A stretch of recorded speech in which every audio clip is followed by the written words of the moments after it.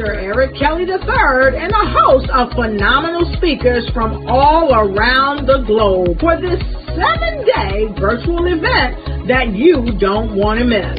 The mission of the Black Business Expo is to raise scholarship money from kids all the way from high school all the way from college. The Black Business Olympics is one of the largest Black business showcases in the world. It is an opportunity for businesses and companies to showcase their businesses globally. We are going to be giving away laptops up to $5,000 away to students. Again, I'm Olivia Appleberry, the founder of 2 Cents Finance and one of the speakers for the expo. I am so excited to see you there. For more info, go to www.blackbusinessexpousa.com or call 919-308-9090 and hope to see you there. I am Black Business.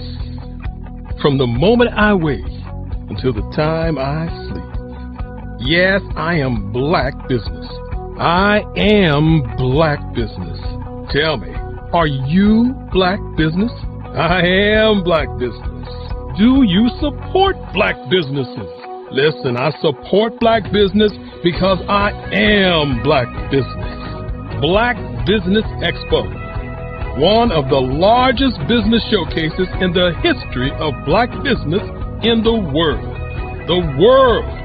Sign up today at www.blackbusinessexpousa.com or call 919-308-9090. I am Black Business. I am Black Business. From the moment I wake until the time I sleep, I am Black Business. I am Black Business. Are you Black Business? I am Black Business. Do you support Black businesses? I support Black business because I am Black Business.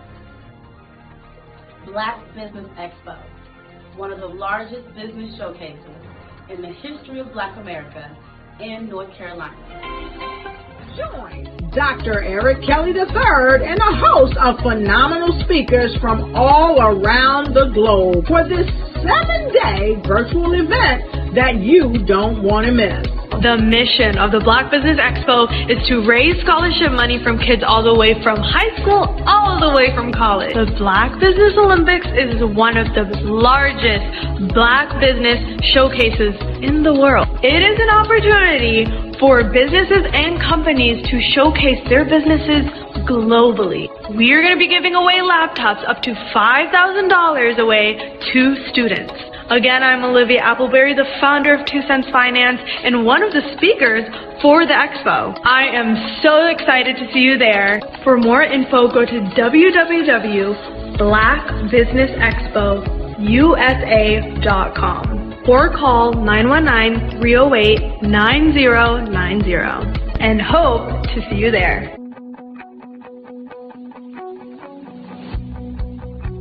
I am Black Business. From the moment I wake until the time I sleep. Yes, I am Black Business. I am Black Business. Tell me, are you Black Business? I am Black Business. Do you support Black businesses? Listen, I support Black business because I am Black Business. Black Business Expo, one of the largest business showcases in the history of Black business in the world.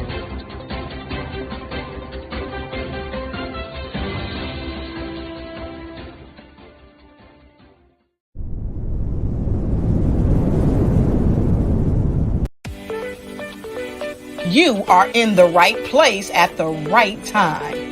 The Black Business Network opens again for its Black Business Olympics, a 24/7 broadcast on business, strategies, global branding, social media marketing, finance, advertisement, and much, much more. Featuring the top, most powerful entrepreneurs and speakers and thought leaders from all around the world as they gather together for this phenomenal event. Join the Black Business Network streaming live into the metaverse, STEM City USA, Black Multiverse, Pod TV, Roku, Hulu, iHeartRadio, Apple TV, YouTube, TikTok, Instagram, Google Podcasts, Facebook, LinkedIn, IBM TV, Spotify, and Twitch. Tune in today and be a part of this amazing movement. The Black Business Olympics welcomes you.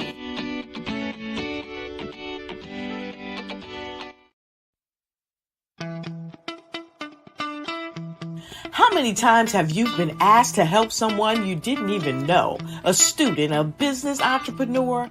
Or did you ever even ask, where did they end up? That business, that friend, that entrepreneur. Well, just maybe they ended up in a gang, bankrupt, homeless, or worse, dead. Maybe they turned to crime, drugs, and alcohol. Did you ever wonder? Did you destroy their dream, or was your life always so easy? At the Black Business Olympics, we started a movement to help students complete. Give them hope and foster success. Help them to leave their dreams of providing laptops, computers, and up to $5,000 in scholarship funds. Today, we ask you to help a student, a business owner, or an entrepreneur to realize their dreams by sponsoring them, supporting them, and buying from them. Consider this. With $1.6 trillion in our Black community, we only ask for a small donation for our students, our businesses, and our entrepreneurs. And you can change a life today. So I ask you, what are you going to do? Sit on the sideline and watch our students in high school be leaders, miss out on their dream from lack of resources? Or are you going to donate to the movement and change their future and yours as well? Give us a call today at 919-308-9090. Change their life by investing with action to the Black Business Olympic Fund.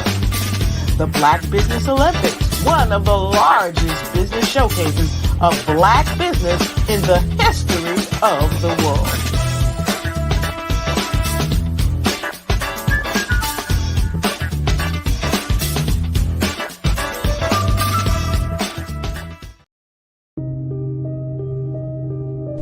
The Black Business Expo is changing my life. This year, they are giving away laptops and even $5,000 in cash to students just like me. I'm Alexis, and I want to go to college to fulfill my dream of becoming an entrepreneur. Help the Black Business Expo going to www.blackbusinessexpousa.com and also becoming a vendor, a sponsor, or donating.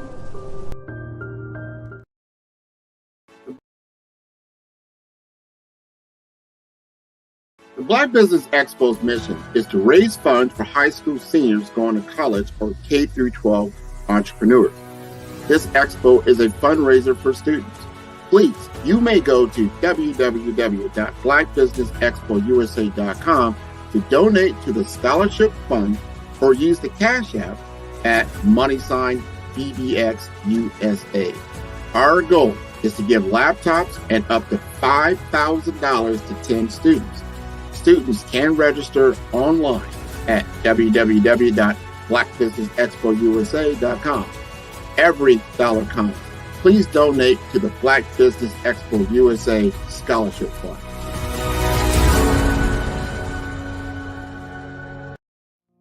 Did you know that approximately 333.34 million businesses exist today, according to a report from 2021. And you may be one of those businesses, or maybe you're not in the business market yet, but you're aspiring to be a business owner. Well, guess what? You're in the right place at the right time. Because let's face it, everything is about timing and opportunity. Hi, my name is Dr. Lotus Richey, and I'm the CEO and founder of the Lotus Richey Coaching and Consulting LLC, along with the Lotus Richey Ignite Show. 15 minutes of success with Dr. Lotus Richey, as well as books to boom your business and bring who you are. And today, I want to bring this amazing message to you about the Black Business Network and the Black Business Olympics. See, the Black Business Network and the Black Business Olympics is designed to help people just like you, that's right, that look like me, to take their business to the next level. Not just in your front yard or your backyard, but globally. The Black Business Network and Black Business Olympics is designed not to just help you survive, but to help you thrive. So join us today as we come together with businesses all around the world to support our students, our children, our young teens, our young entrepreneurs. What we do is we come together to help raise funds for students who are aspiring to be business entrepreneurs, who are aspiring and who are thriving in college. We endow them with a wonderful opportunity to gain scholarship of either a laptop or several thousands of dollars.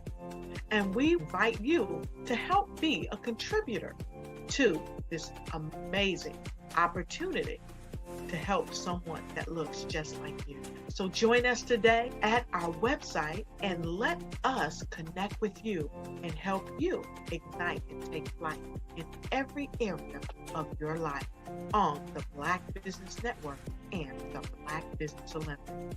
I'll see you on the other side.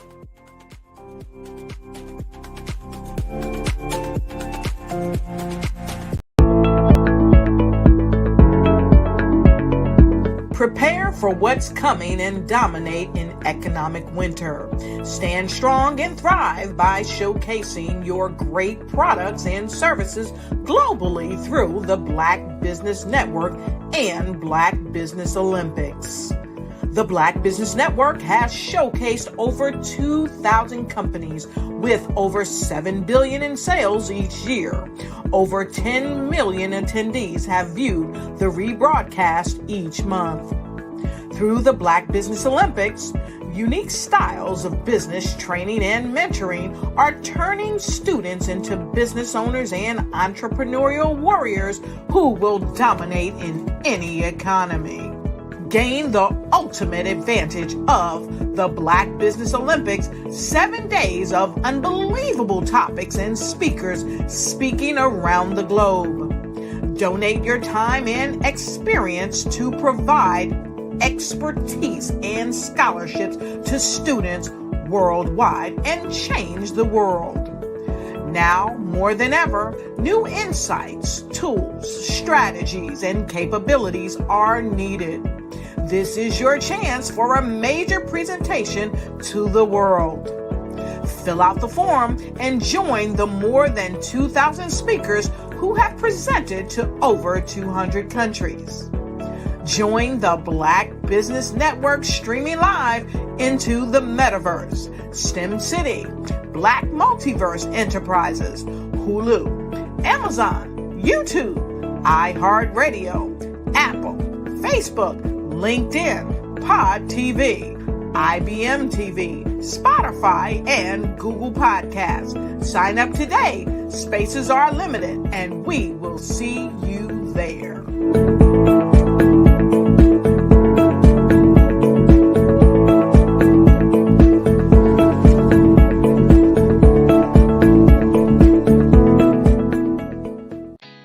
Did you know women represent just 3% of Fortune 500 CEOs and less than 15% of corporate executives at top companies worldwide? Have you wondered what the secrets are to getting into the top ranks, whether in the private or public sector? Do you want to figure out how to stop being held back in your career or passed over for promotion? Then you're in the right place. Hi, I'm Dr. Madeline Ann Lewis, President and CEO of the Executive Women's Success Institute. I have decades of experience in the military, the federal government, and corporate America, and my mission is to help women succeed and tap into their full potential. I want to reach 1 million+ women around the world to become the leaders they are meant to be. So if you want to move into a management or executive level position, or maybe you are a female veteran transitioning out of the military into business entrepreneurship, then reach out to the Executive Women's Success Institute at 301-693-3284. Let us get you on the fast track to success.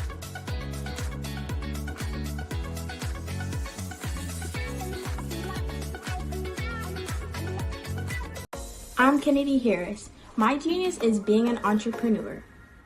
I'm the CEO of K-Lock, a company where I develop my very own line of kids supplements.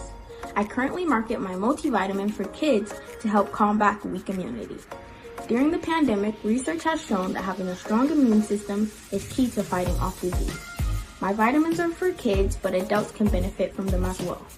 I'm adding a proprietary blend to my supplement line. I want to create my own blend so that I have a competitive edge in the marketplace. Staying healthy is important to me so that we live longer and have healthier lives. My website is klockproducts.com. That is K-L-O-C-K. Genius is common.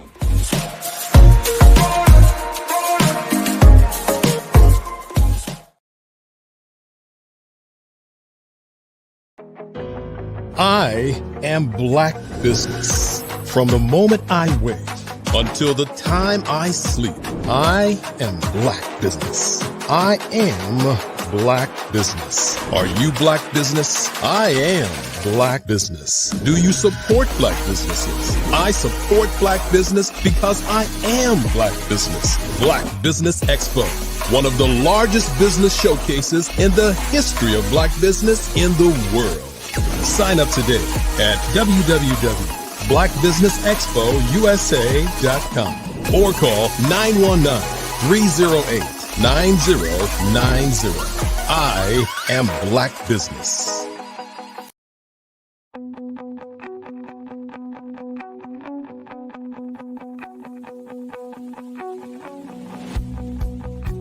I am Black Business.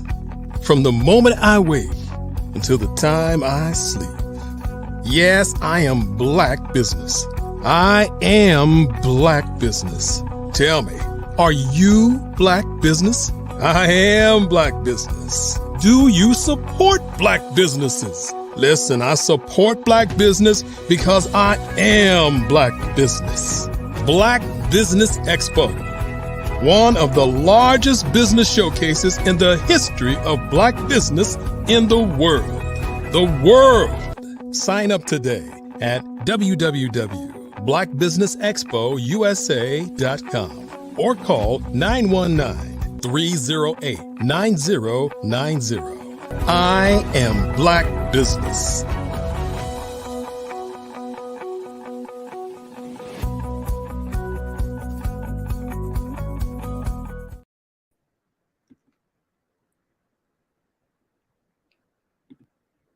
Good morning, business owners, entrepreneurs, thought leaders, and corporations. Welcome to the Black Business Network. I am Eliza Carter, emotional freedom practitioner and CEO of The Breathing Experience. Visit us at thebreathingexperience.com. I am your anchor this morning on the Black Business Network. The Black Business Network is a 24-hour business network showcasing Black businesses, business owners, entrepreneurs, and thought leaders worldwide. We have speakers from North Carolina, London, Singapore, Africa, Japan, and cities all over the United States. The Black Business Network is a global community sharing its business knowledge to empower, inspire, and educate businesses about business. Our next and first speaker for the day is Bishop Darrell Anderson, the state of Black business. He is a seasoned lead pastor, jail and hospice chaplain, and bishop with over 20 years experience of increasing responsibility and congregational leadership. Committed to leading individuals through interfaith beliefs, engaging the community in missionary work and faith-based outreach, and devising strategies to sustain long-term operational goals. Expertise in spiritual counseling, education, and mentorship. Understanding grief and bereavement process to work with families, patients, and coworkers. Proven success in advancing church goals and working well all faith case groups in the community. Interfaith memorial services and worship.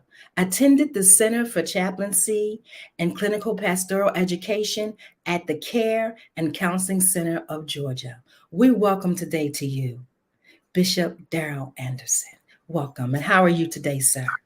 Good morning. How are you doing today? I am fantastic. Thank you. Good. Awesome. Jean, comment, and I will see you on the other side. Good morning. Good morning, everyone. Again, good morning, everyone who will be viewing this broadcast. I am, again, as always, so delighted to be here with the CEO and my good friend, my brother, not only in God, but in Christ, but also my brother as growing up together. Not my blood brother, but we just as closest brothers. So thank him, Dr. Eric Kelly, the third. You know him when you can put that third on there. So I'm glad that he have reached out again to me to be part of this Black Business Network. I think we've been doing this within the last 10 years. Periodically, he would bring me on, and he's doing an awesome and amazing job to help the youth, not only in the state of North Carolina, but worldwide. And I'm happy again and delighted to be here, part of this. I am here to open up this morning session. It being Sunday morning, we'll open up with prayer. And then we'll go into my assignment, what he have asked me to do. Father God, we thank you again for this day. We thank you for this Black Business Network and the outreach that is going forth to reach those, God, who have been inspired by you to open their business, to be part of a business, but not only that, to get the education and the awareness to reach out into communities and to give back to those who unfortunately can't just be provided by themselves, but need all of us to reach out and grab each other's hand to lift each other up. So God, I thank you now. We ask that you bless this business, bless the mind, give them wisdom, give them peace, and most of all, God, give us understanding in all that we are doing. In Jesus' name we pray. Amen. Again, good morning. Happy to be here. I am Bishop Anderson, Dr. Anderson, Counselor Anderson, whatever. I wear hats of many, I won't say colors, but many hats now. And I'm happy again that God has afforded me the opportunity to do this broadcast this morning. I want to talk about coming from, you heard the host say that I do grief as well as working with hospice and the bereavement. Now, I want to do that because my assignment again is to talk about the business and the church. And I say many times when I come on any kind of network like this, as we reach many people, that one of the things that those of us in the church, whatever the denomination is or whatever your faith is, don't want to understand that there is a business part to the church. A church can't run. I know we have the glory of God, we have the spiritual aspect of it, but we still have humans who come each and every Sunday, Saturday, or Wednesday or Thursday to your facility to be enlightened in the spiritual context of that body. The Word of God says we are all made up of our body, our soul, and our spirit. And each one of them, Jesus said to the man who was at the pool for 38 long years, will thou be made whole? So understanding the wholeness of this business is very important. You can't be a productive CEO. You can't be a productive worker if you're not whole each and every day you come into our facilities, whatever your job description is or whatever title you hold.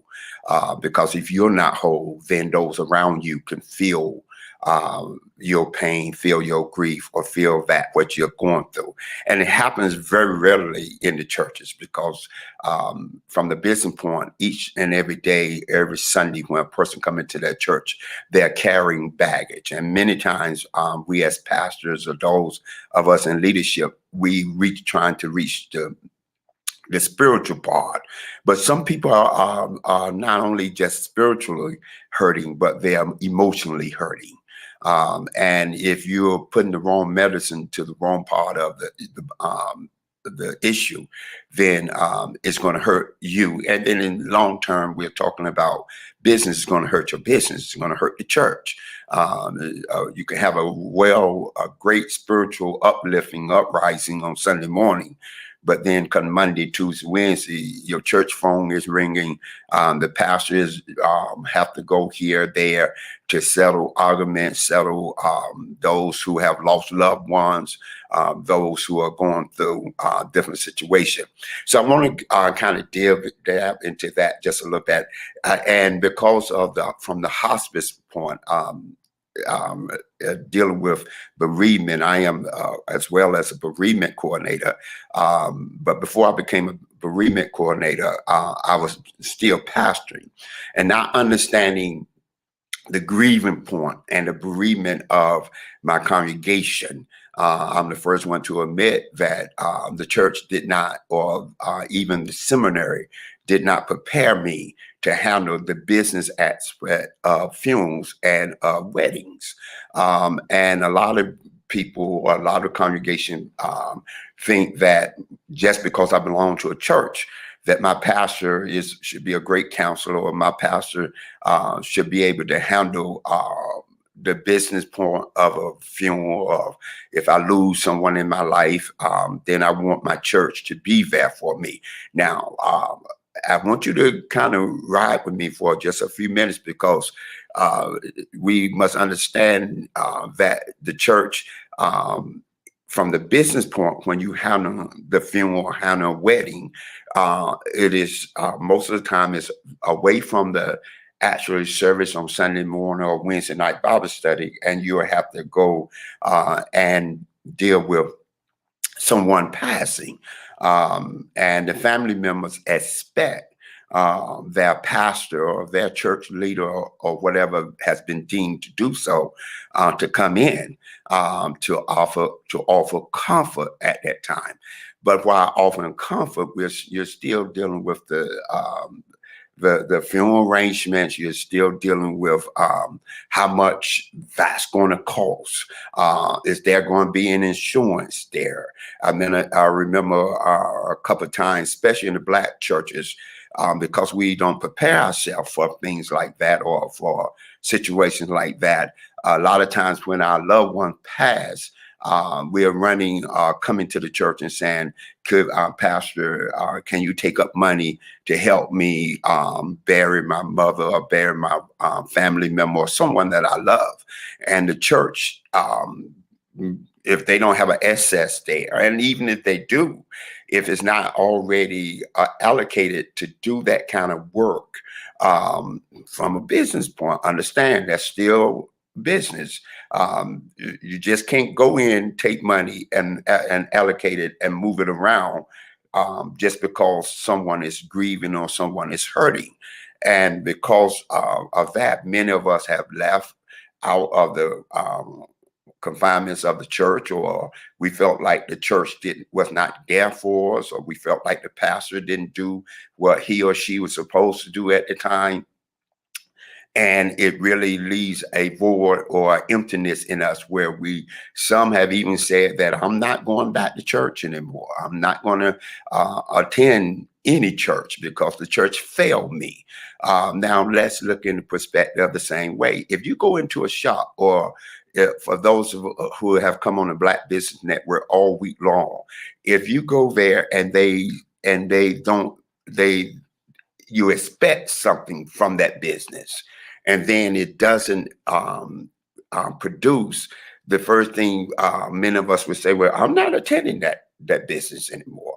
I'm not going to go to that business anymore because this is what I thought that the business was going to come forth and bring forth and help me out, or I'll be able to purchase this or be able to do this. And now it's not there. And so I'm not going to attend that, be part of that, or go there. That's the same way of the church. If I already come in with a preconceived notion that if someone passed in my family, one of my loved ones, even if I'm not attending that church, but grandma or bit mama, the Black family, we say bit mama. If they attended the church, then why not? They're there to give me funds to help me. If I pay my tithes, if I have given donation to the church, then it seems like that church should be there for me.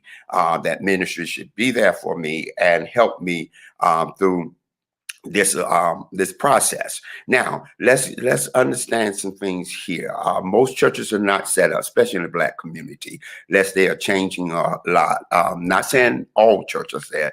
A lot of the churches, and especially those who are just getting started, a lot of pastors who are just out there getting started, they're starting their own ministry, and just because they have a title now, a bishop or archbishop or whatever the title is, just because they have that title don't mean that the church is funded enough to happen if something, if there's something drastic happen or terminal illness happen, or the pastor themselves have not been clinically trained to help in those type of situations. They're trained in the spiritual point where they're reading the Bible or they feel God is talking to them, and that's not a knock. I'm just saying they feel God have talked to them or spoke to them, but they have not been clinically trained to go into someone's home and offer the comfort or the grieving process that need to be offered at that time.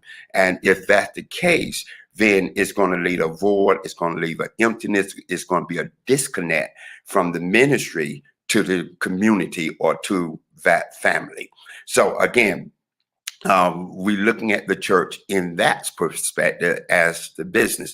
Now, one of the things that from the business point, we don't want to talk about it because we feel like ministry should just be spiritual. We should, depending on your denomination, your interfaith, and I deal with all interfaith now, whatever your belief system is. Now, let me say this because this is going worldwide from my perspective. I am a Christian. I believe in the Lord Jesus Christ as my Lord and Savior. I have talked to many Buddha, Muslim, Hindu, all but my belief. And I am very solid in my belief with Christ being my Lord and Savior. But being understanding the makeup and the diversity of the world now, and especially in the Black community. Now, you would be surprised just because someone is Black and you grew up with them, or they've been, them, don't mean, or their mother or father went to a church, a Baptist church, or a Methodist church, or Church of God in Christ, do not mean that they are now still part of that kind of denomination or faith. They can be, I have had to do help with those of a Buddha type film, Hindu film, all that. So, and when I looked in, I was sitting there, and when They came in, it looked like a black church. So again, just because don't assume that everybody that comes into your business, especially those of us who are Christian, they of the Christian faith, just because they have a black, they are black people. So again, you have to be very aware of that, understanding your dynamics, understanding the family dynamics, understanding the community that you are serving or you are trying to serve in whatever business you are in. So again, that's you must understand that from that point of view. Second, again, I said a lot of pastors are not. They have not been properly trained. Let me put it that way, in handling that business part of the church. How do I reach someone who is grieving? Have I brought in? We bring in pastors. You bring in people to talk about finances. You bring in a person like Dr. Eric Kelly to come in and talk about how to get your business off the ground and what kind of education. And that's my buddy, so I can use him. And we bring in other people to talk about different aspects of the business, how to grow the business. But with all these businesses that we're talking about, you got to understand one thing that's coming is time. And time have a way eventually to take us out of here, whichever way that might be. And so understanding that if the church, from the business perspective, have not set up a grieving support group, a bereavement support group, if they're not doing not post grieving, but even pre-funeral arrangements, even those in that 20, 30, because you see now people, a lot of mothers or fathers are losing their kids at a certain age. And guess what, Pastor? Guess what, Archbishop? Guess what, Bishop? Guess what, CEO of your company? How's that affecting me, Bishop Anderson? Because if that person you have hired or partnership with have lost their family member, especially if it's a parent lost their child, they still have to come now and try to proceed in their business. And now they're going through a grieving process. And if that grieving process is not identified, then it's going to hurt your business, whether you want it to be hurt or not. It's a lot of times people are holding in things that they're going through, and they're coming to your business every day, or they are the CEO or the pastor, because we're not immune to these type issues. Everybody are affected by these type issues in some kind of way. So if the church now, if the ministry, because that's what ministry used to do in the community, the movements in the past, most of them started in the church. So if the church is not addressing not just how to start a business, but also how to make sure that we keep this business flowing, because who's going, with all the technology out there, with all the things that's coming up now, social media, you still going to have somebody. It might be less people than you used to have, but you're still going to have someone to go and do everyday type work in these type things. And so now the church need to prepare for that. We need to understand grief counseling. We must understand bring in insurance type people. We must understand if mama is in a rest home, what is Medicare, what is Medicaid. I know these are terms that we don't want to hear about, because it seems like that you're getting older, and I don't want to deal with Medicaid right now or Medicare. But maybe you're not old enough, but you're taking care of a mother. You are a caregiver. You're taking care of your mother. You're taking care of your father. You're taking care of your children. Somebody is declining, and you're still trying to run your business, and have to go home and make sure mom is eating, or maybe mom has now been diagnosed with dementia, Alzheimer, or cancer, or some kind of terminal type illness that eventually will take her out. We can pray. You can bring the pastor over to pray, bring those around the church to pray, and but the results that in that prayer is not always what we seem to pray for. We pray that mama get healed. We know that God is a healer, but yet mama still pass away, and you are the caregiver. We have to deal with those of us who might have siblings, and at that time, a mom or dad or somebody have been diagnosed with a terminal illness, and now the CEO, and any CEO would tell you, I don't care what the business is, that you have you don't work less because you're the CEO. So don't have that mindset. You don't work less because you're the pastor. You think you're the pastor that people just automatically just gonna fall in line and pick up your business and just carry it for you. No, we know the book of Habakkuk tell us to write the vision, make it plain. We don't write it like we used to no more. We just put it on our social media tablets, or we speak it. But the Bible, the word of God said we have to write the vision, make it plain, that people can see it and read it and run with it. And if we don't understand that portion of it, it takes time for people to catch hold to the birthing process of what you're doing in your business and in your church. A church just don't come overnight and propel to the next level overnight. We grow spiritually. And in doing so, some people come and some people go. And a lot of times the people who started off with you are not going to be there when you finally get to where you think you should be. But in the meanwhile, while you're growing that business, while you're doing that ministry, while you're doing those type things, you're not immune to what's going to happen in your family. You don't know if mama going to be diagnosed with terminal illness. You don't know if death is going to hit. You don't know if death is going to hit you. We don't know. Those are things that you can't write in the script. You can't write in the planning of the business that you're taking care of. But you can plan how these things are going to manifest, how we're going to handle these things, what we are going to do when something happens. Now, I talk about grief.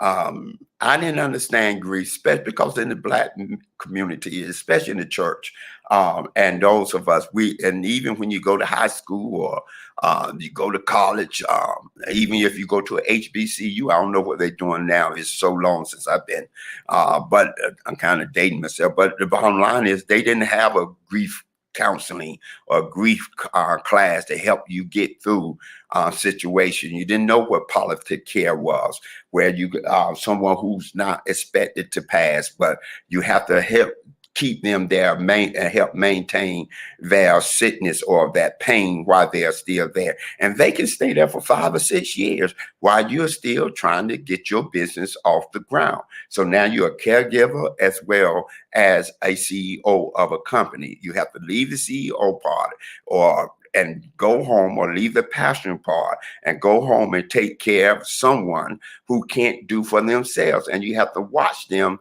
decline each as they're going. So these are situations that we're not prepared for. Nobody prepared us for. And if we're not careful, it's going to catch us off guard. My people perish because of the lack of knowledge, for us not knowing how to handle situation. Now, we talk about grieving. We must understand that in our business, I don't care what business you are in, I do not care.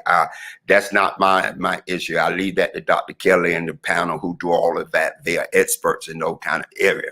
But I can say, no matter what type of business you are starting, you're in, you're not immune. Hear me. You're not immune to the issues that might come to hit you. Now, we don't wish the issues on anybody. We don't say, I'm not a prophet saying here, this is going to happen. But what I am here saying is working in the field that God has ushered me in and doing the different type of education and research I have done, you must understand that these things are going to come. One day in everybody's life, everybody going to experience some kind of death of someone they love, and to help try to get through that and keep going through, and yet still try to keep our pastoralship going, our business ship, whatever our business going, is very important. And there's 5 stages of grief that we talk about each and every time we talk about. One is the first one they talk about is denial. A person always get into a spot where we say, no, Lord, not us, not me. I remember talking to people who have with so much going on, killing in the Black community with young people. I talk to mothers and fathers and ones who say, Pastor, Bishop, no, this can't be. This can't be. What did I do wrong? What happened? What happened? Why did this happen to my family? My brother, my boy was going to a good school. He was trying to start his own business. Already had seen the process he was going through, and yet here comes something, or if it's not just gun violence, it could be a sickness of someone in your family, but that denial happened. Now, Bishop, why are you going through this? Because again, this do not stop you if you're trying to move your business. This is still something you have to you got to deal with while you're yet trying to operate and get all these accolades that you want to get. These are the same things you're going to have to deal with. So the first one, like I said, is denial. We go through this denial. This can't be. This can't happen. Mama gone. I need mama. Why mama not here? Boy, I could be much better. I wish mama was here to see what I'm doing. Wish daddy was here. Wish this would have happened. And so it's like a shock phenomena that happens to us. Again, Bishop, this emotional part of us. We're coming to work. We're coming to our place of business. We're being on our conference calls, but inside of us, we're just in a shock. We're just like, my God, I got to deal with this. I got to handle this. She didn't have no insurance. We didn't have who's going to pick up the body from if they're in a home, who's picking up the body. I didn't make the funeral right. Nobody to come to pick up the body. And most facilities, and even in the hospitals, they don't want you to keep your loved one's remains there or body there for a length of time till you find somebody. They'll work with you a little bit. Then when you call the person to come, I don't care what funeral home, they're going to charge you to come and get mom, come and get dad, come and get whoever. So now you're trying to run your business, you're trying to do this, you're trying to do that, and now you got to handle all this, and it's bringing on more stress with you. Then we must understand, the second is guilt. We start denying.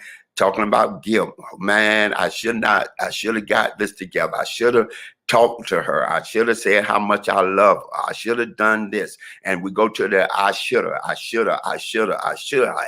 spent so much time trying to get my business off the ground. I spent so much time trying to get things going that now I'm dealing with this pain of guilt that I didn't spend enough time with family.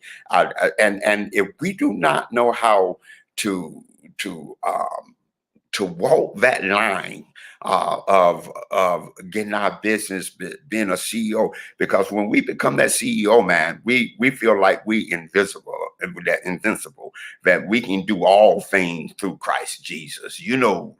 We can do everything. We can be the best mama, the best daddy, to come home, cook, come do this and do that. And I got my best, not knowing that we're lacking in some areas. We're doing some things because we take on the notion that everything and everybody going to still be around us when we reach that pinnacle that we're trying to reach. And not all the time, like I said, some of the folks that which, and most of the time, it's not the people of your enemy that you say, well, I'm glad God moved them out of their life. It might be some people you love, some people you really love, who pass away before you reach that place that you want to be. But you spent most of your time, you didn't take time to love on them. You didn't take time to go on vacation with them. And now you got enough money, you got all of this, but the person that you want to share with is not there anymore. Divorce might have happened. Anything can come. So we go through the pain and guilt. We go through anger. And we try to bargain with God. God, if you just heal Mama, I'm going to pray every day. I promise God, I'm going to give back some of the business to the church. I'm going to pay my tithes. I'm going to do this, God. I'm going to go to church more. I'm just going to do what I need to do, God, to get this thing back together. God, don't let Mom die. Don't let Dad die. Don't let brother die.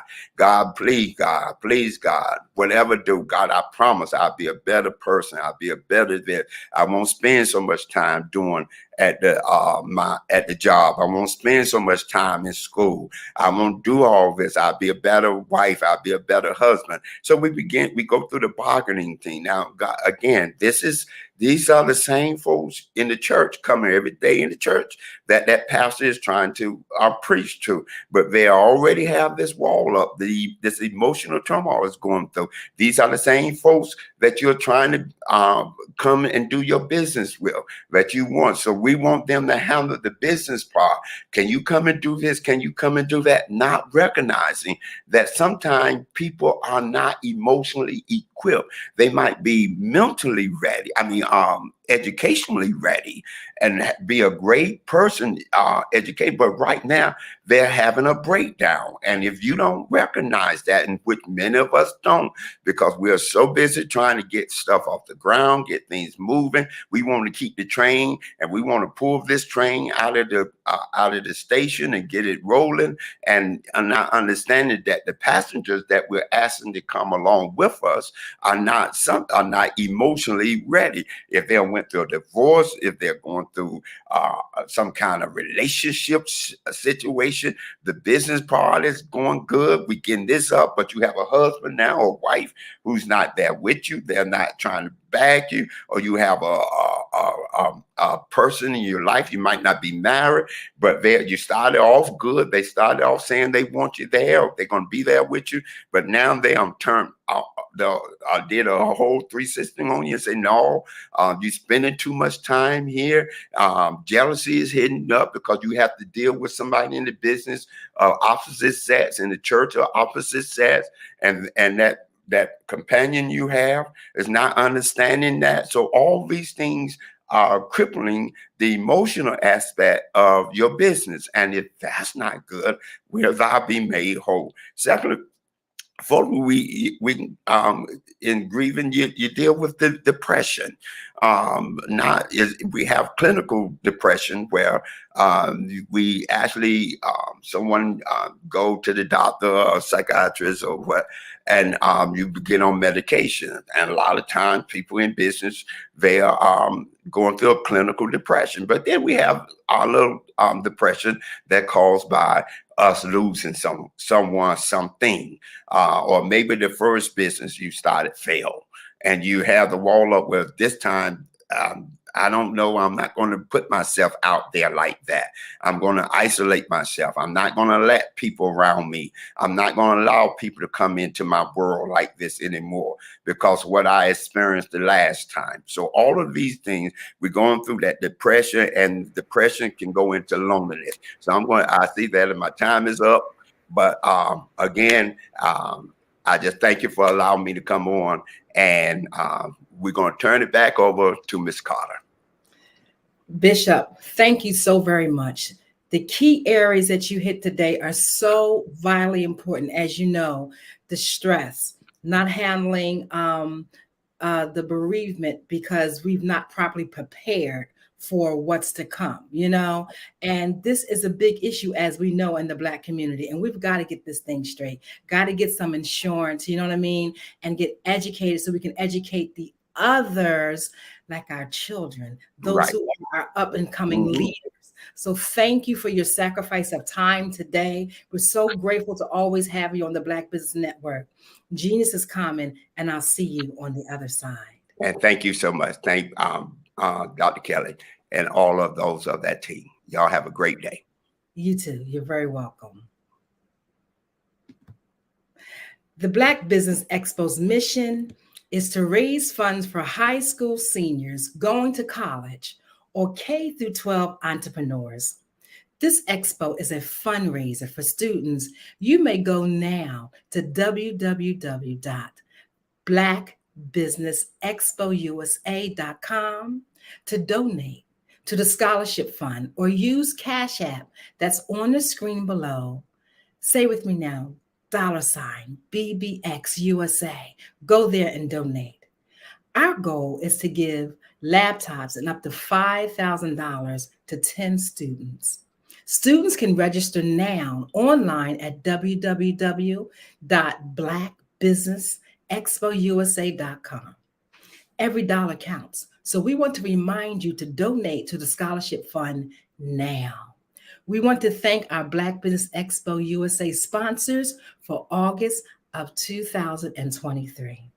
We have NC 100, Moody Capital Partners, Suede Soul, Lotus Richey Coaching and Training, Carolina, Virginia Minority Supplier Development Council, Step Management, BHS and Associates, Margie McLean Foundation, Inc., Genius is Common Movement, Earth Essentials, Mullane Shawnee Global, Executive Women's Success Institute, The Quality Coaching Company, Superwoman Business Services, Creative Force Studios, Lee Entertainment, Artistic at Design, and yours truly, The Breathing Experience,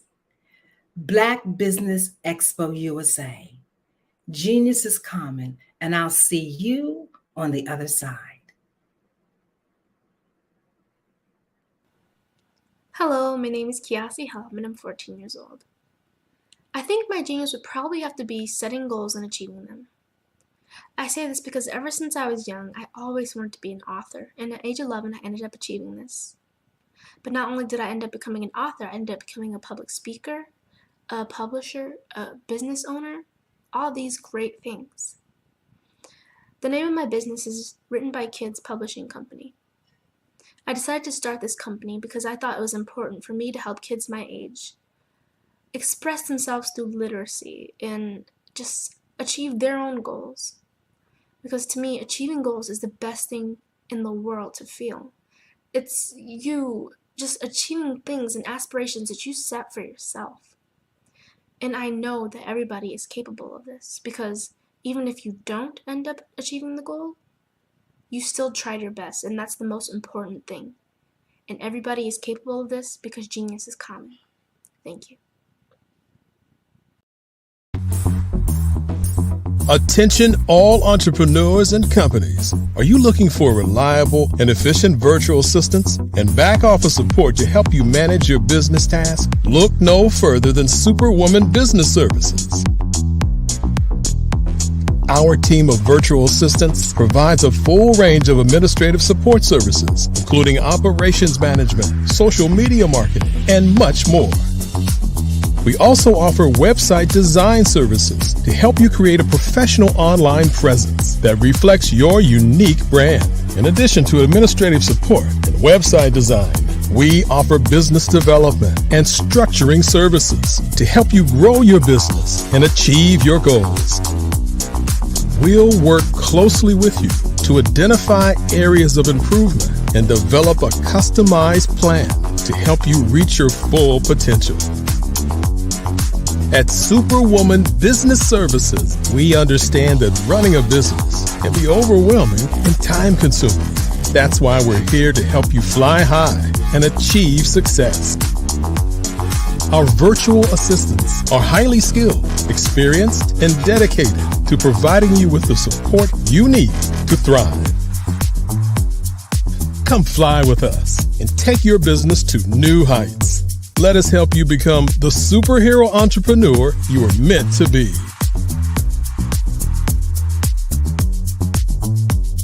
Contact Superwoman Business Services today to learn more about our back office support services. Come fly with us and take your business to new heights.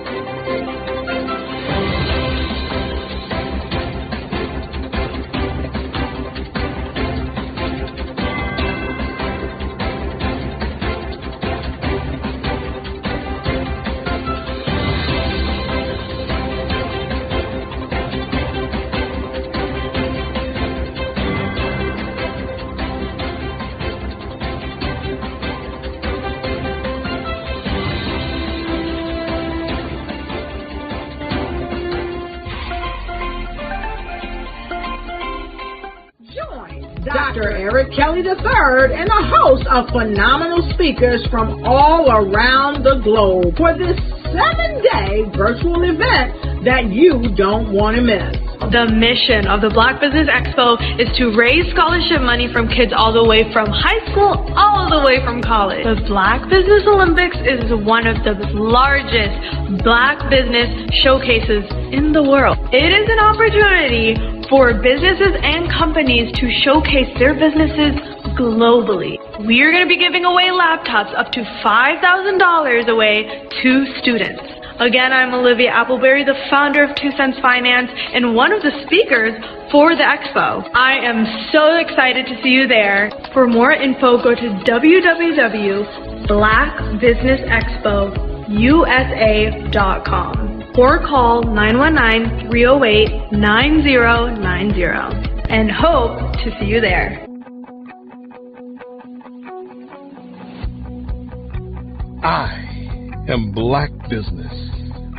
From the moment I wake until the time I sleep. Yes, I am Black Business. I am Black Business. Tell me, are you Black Business? I am Black Business. Do you support Black businesses? Listen, I support Black business because I am Black Business. Black Business Expo, one of the largest business showcases in the history of Black business in the world. The world! Sign up today at www.blackbusinessexpousa.com or call 919-308-9090. I am Black Business. I am Black Business. From the moment I wake until the time I sleep, I am Black Business. I am Black Business. Are you Black Business? I am Black Business.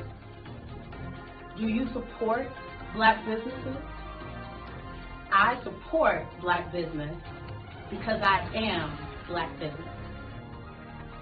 Black Business Expo, one of the largest business showcases in the history of Black America in North Carolina.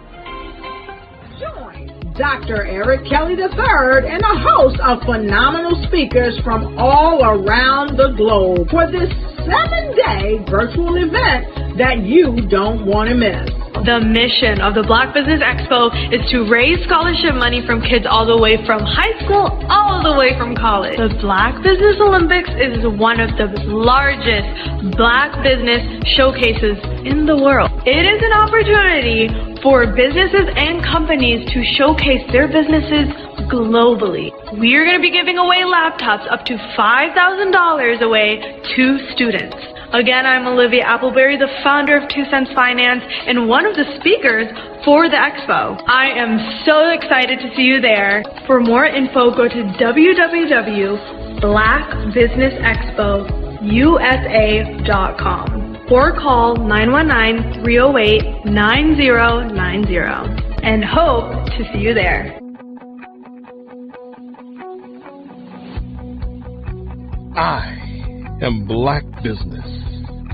From the moment I wake until the time I sleep. Yes, I am Black Business. I am Black Business. Tell me, are you Black Business? I am Black Business. Do you support Black businesses? Listen, I support Black business because I am Black Business. Black Business Expo, one of the largest business showcases in the history of Black business in the world.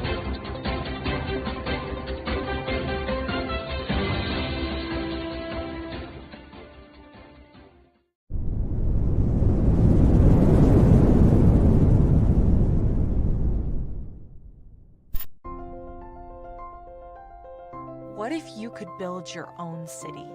A place where every child can find nurturing people to help them achieve their full potential. A place where every adult can access job training support. Where health education is abundant. Where social justice ruled the land. A place without limitations. Welcome. You have arrived at STEM City USA. It is what every city should be.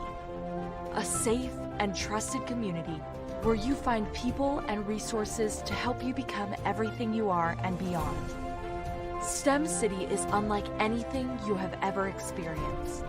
It is a digital twin of the world around you, only better. STEM City is about energy and soul renewal. It is more than a digital world.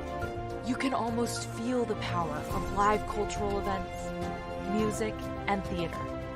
STEM City promises a better future for children with caring mentors and hands-on activities with dedicated tutors to support our youth. STEM City is your passport to a healthy lifestyle with weekly events addressing our community's many issues. STEM City is your financial well-being with helpful information on wealth management, career advancement, job training, and so much more. STEM City is the community you deserve. It is the city where your dreams can come true. STEM City USA, a place in the sky that is accessible to all who reach for the stars.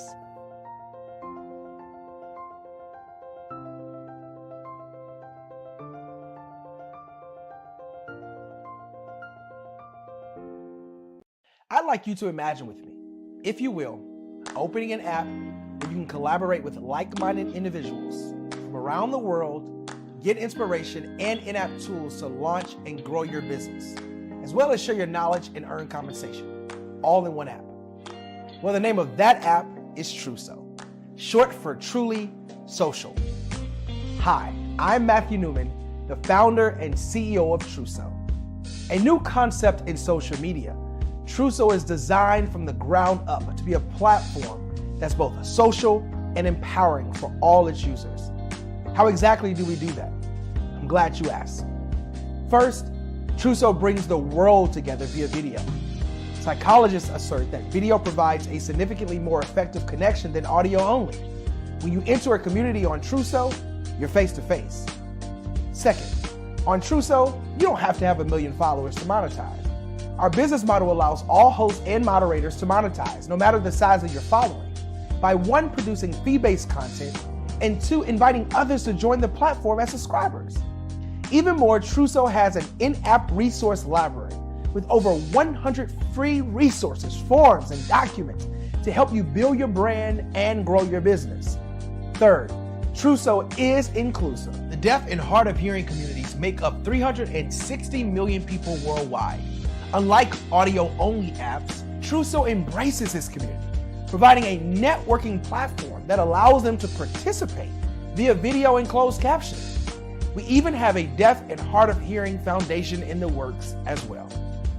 Fourth, Trousseau is both social and safe. We refer to Trousseau as a virtual extension of the beauty shop, barbershop, and brainchild of the community. A place where there's laughter, along with wisdom, growth-oriented conversation, and genuine connections in a safe space. Trousseau even has proprietary security to ensure we maintain a safe environment for everyone. Where are we at now? Trousseau is live, y'all. We've launched in beta and we're acquiring users daily. We have an incredible development and marketing team, plus amazing celebrity influencers at the table, helping us spread the word around the globe, beginning within the African diaspora and beyond by creating a safe space for growth, connection, and collaboration. We're truly excited about Trousseau. We've created something special for which there is a global market. And we invite you to embark on this journey with us as a shareholder. The future for Trousseau is truly bright. Join us and let's go there together. Follow the Brand TV broadcast host, Grant McGaugh, as he visits with top executives and entrepreneurs to find out their secrets of success with their personal brand. Follow the Brand TV broadcast host as he focuses on brand development to build better relationships, bring value to your business, relationships, and career. You will enjoy listening to each episode that is tailored to speak to you directly. If you're looking for this type of clarity in terms of building your brand, you have tuned into the right station. Each episode will help you to shape a conversation in the 5-star BDM network of 20,000 professionals and become a springboard for your corporate engagement and business opportunities. Each guest will frame their story in the areas of personal branding, business development, career development, financial empowerment, and technology innovation. Grant McGaugh explains why he is the CEO and owner of his own professional career. Grant is an accomplished business leader and entrepreneur who wants to give back to individuals to grow their personal brand strategy. Tune in as he weaves his story about new possibilities, while to you exceed expectations. If you love storytelling, this show will make for fun.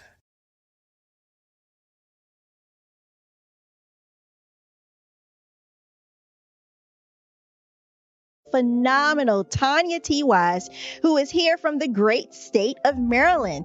Tanya, welcome and thank you for being with us today. Can you indulge our audience a little bit and tell them just a little bit more about who you are and what it is that you do? Well, I love being able to talk to people and have a magnetic attitude, being able to just show them. So I always like to say, level up is Coach at Tanya T. Wise here. So can you tell our audience, just give them a teaser about what your presentation will be about? So my philosophy is that we should all be living our dream life. So tomorrow I'm going to talk about how you start living your dream life. What are some of the things that you thought about in your childhood that you just kind of let go and dormant? Wow. And I want to reignite that and just give you some pointers and some tips, some tools, some strategies to be able to start living your best life now. And guess what, Wanda? And leave an inheritance for your legacy. Oh my goodness. Okay, I know that's resonating with a lot of people. I've heard that you have a dynamic coaching program. Can you tell us a little bit more about that? Absolutely. So our coaching program help people that have the lack of time, that lack strategies, and lack the confidence to go after their dream life. So we help them implement tools, we help them implement strategies, as well as give them resources so that they can live their best life now and leave that inheritance. Wow. Oh, I love that. I love the leave the inheritance part. Listen, you are dropping some major nuggets, and I know a lot of what you're saying is resonating with a lot of people, but I think we're all curious. How did you even make this transition into the speaking and coaching arena? What's the story behind this? So I started out in finance, and I realized that a lot of people don't necessarily go after their dream life because of the lack of finances or the education behind finances. But it wasn't until I lost my firstborn, my only son, that life changed for me. And where I was going after it all, living the corporate life, hit my 6-figure income and living in my dream house with my dream man, driving my dream car. I nearly lost it all when I lost my son. And so I realized it only takes one financial catastrophe that can change your entire life. That's what made me start All New Beginnings. Because no matter what's going on in life, there's a new beginning.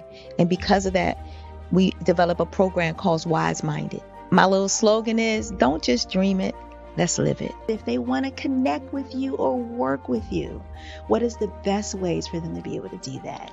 Well, for my social media guru, you can connect with me on every single social media platform as Tanya T. Wise.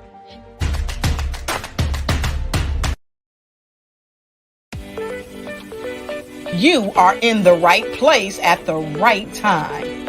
The Black Business Network opens again for its Black Business Olympics, a 24/7 broadcast on business, strategies, global branding, social media marketing, finance, advertisement, and much, much more.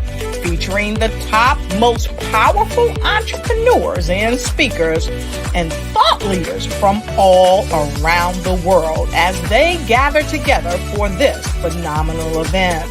Join the Black Business Network streaming live into the metaverse, STEM City USA, Black Multiverse, Pod TV, Roku, Hulu, iHeartRadio, Apple TV, YouTube, TikTok, Instagram, Google Podcasts, Facebook, LinkedIn, IBM TV, Spotify, and Twitch.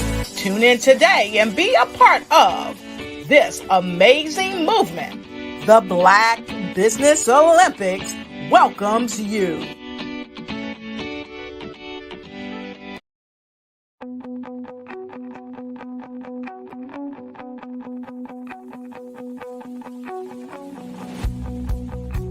I am Black Business. From the moment I wake until the time I sleep. Yes, I am Black Business. I am Black Business. Tell me, are you Black Business? I am Black Business. Do you support Black businesses? Listen, I support Black business because I am Black Business. Black Business Expo, one of the largest business showcases in the history of Black business in the world. The world! Sign up today at www.blackbusinessexpousa.com or call 919-308-9090. I am Black Business.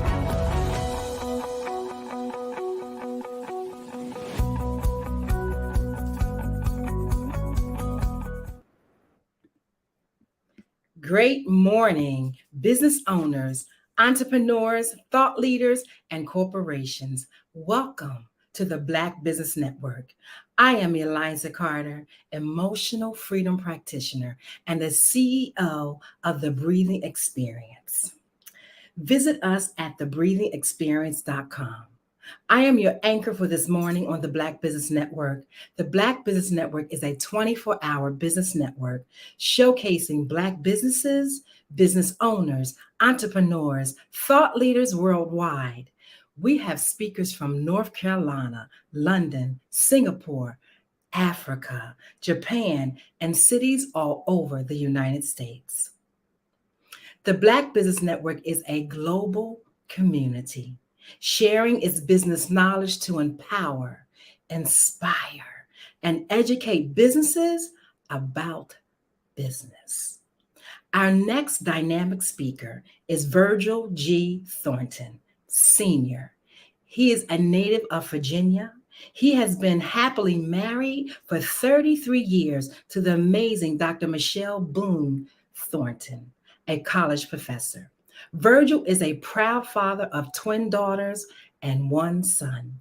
He is certified as a foster and respite care parent, a member of the Hampton Roads Committee of 200 plus men, mentoring and education, and a certified member of the John C. Maxwell Leadership, Speaking and Coaching Group. As general manager of Dodge, Infiniti, and Lexus dealerships in Alabama and Virginia, in conjunction with owning several businesses in the food service and recording industry. He has led several teams and hundreds of individuals meets and exceeds their business and personal goals. He currently serves as the president of CMV Communications LLC, which provides public speaking, leadership training, and personal development services. Welcome today, Mr. Virgil Thornton. How are you? And how are you doing, Ms. Carter? Awesome, awesome, awesome. Well, we're looking forward to hearing you. Genius is coming, and I'll see you on the other side. I'll see you on the other side. Good morning, good morning, good morning. Again, my name is Virgil Thornton, president with CMD Communicators, LLC, where we do a plethora of training and leadership development, sales training, public speaking, and personal coaching. And of course, our motto at CMV Communicators is total engagement establishes true potential. We help individuals and companies establish their true potential. We help companies by helping them to improve their internal and external customer engagements. And we also help individuals by helping them to thrive in their purpose after helping them to identify it. So today's title, if I could title it, would be Embrace the Leader Within. So what does that mean to you? Embrace the leader within. When we think of embracing, we think of hugging. So we're going to embrace what within ourselves? Apostle Paul put it this way in Romans 12:3. He advised, have a sane estimate of your capabilities. Personal capabilities, or hands, is one of the three segments that author and international lecturer, Harvard professor Ronald Pfas advocates. He says that our capacity has a lot to do with our ability to be an effective leader. And when we find out what that capacity is, then we can be a better leader. The other two segments he also speak about is called the tools and work. When speaking about tools, which we won't get too involved with, that's the power. A lot of times as leaders, we get the two kind of confused, the hands and the power. But when we think of the five levels of leadership that John Maxwell speaks about also and train us on, and that is the first level being the position leadership. That's what gives us our first level of influence and also authority. Unfortunately, a lot of leaders get at that level and they never advance to the other four levels because they're put in a position of leadership and they think that's it, where it's actually a whole lot more involved. Actually, going into the second segment of leadership, that would be the work phase of leadership. So when we're speaking of what Ronald has to say, Professor Pfas, that is, of the three segments, one being hands, the other being tool, and the third being work. When we think of those three segments and we mirror those with the five levels of leadership, we get to that first level of leadership, which is influence. We want to get to those other levels of leadership, which means we need to then focus on the work, which is the third segment.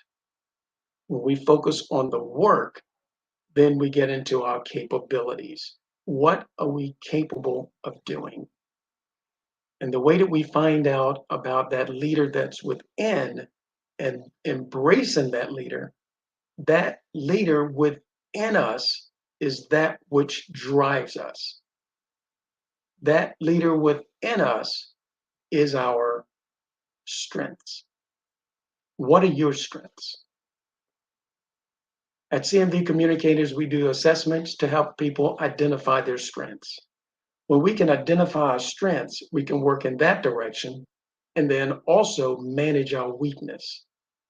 And as we continue to build on those strengths and manage those weaknesses, we can tend to grow. For example, let's take Michael Jordan. Michael Jordan, one of the greatest basketball players of all time. And of course, a lot of people will argue that fact. But of course, he has a lot of records to prove that. But when we look at him in regards to his ability and his capabilities, then we get to see what he produces on the basketball court. He's developed his strengths, his dribbling, his shooting, inside, outside, and of course, his awesome attitude toward wanting to get the ball. He wants to be put in the pressure situation. And by being put in that position so many times, he's developed part of his skill set, the ability to handle it. So again, I ask, what are your strengths? Because when we work within that framework of embracing what leads us, and that is what leads us, once we find out what those are, and sometimes we're actually using them and engaging them, and we have no idea as far as how to articulate what they are. But that's what drives us. And when we parallel that to our business, the leader within being our strengths, when we look within our business, what is the leader within? The leader within that drives our business is our why. One of my mentors says, if you have a strong enough why, it doesn't matter about how. You'll figure out how once you know why, if the why is strong enough.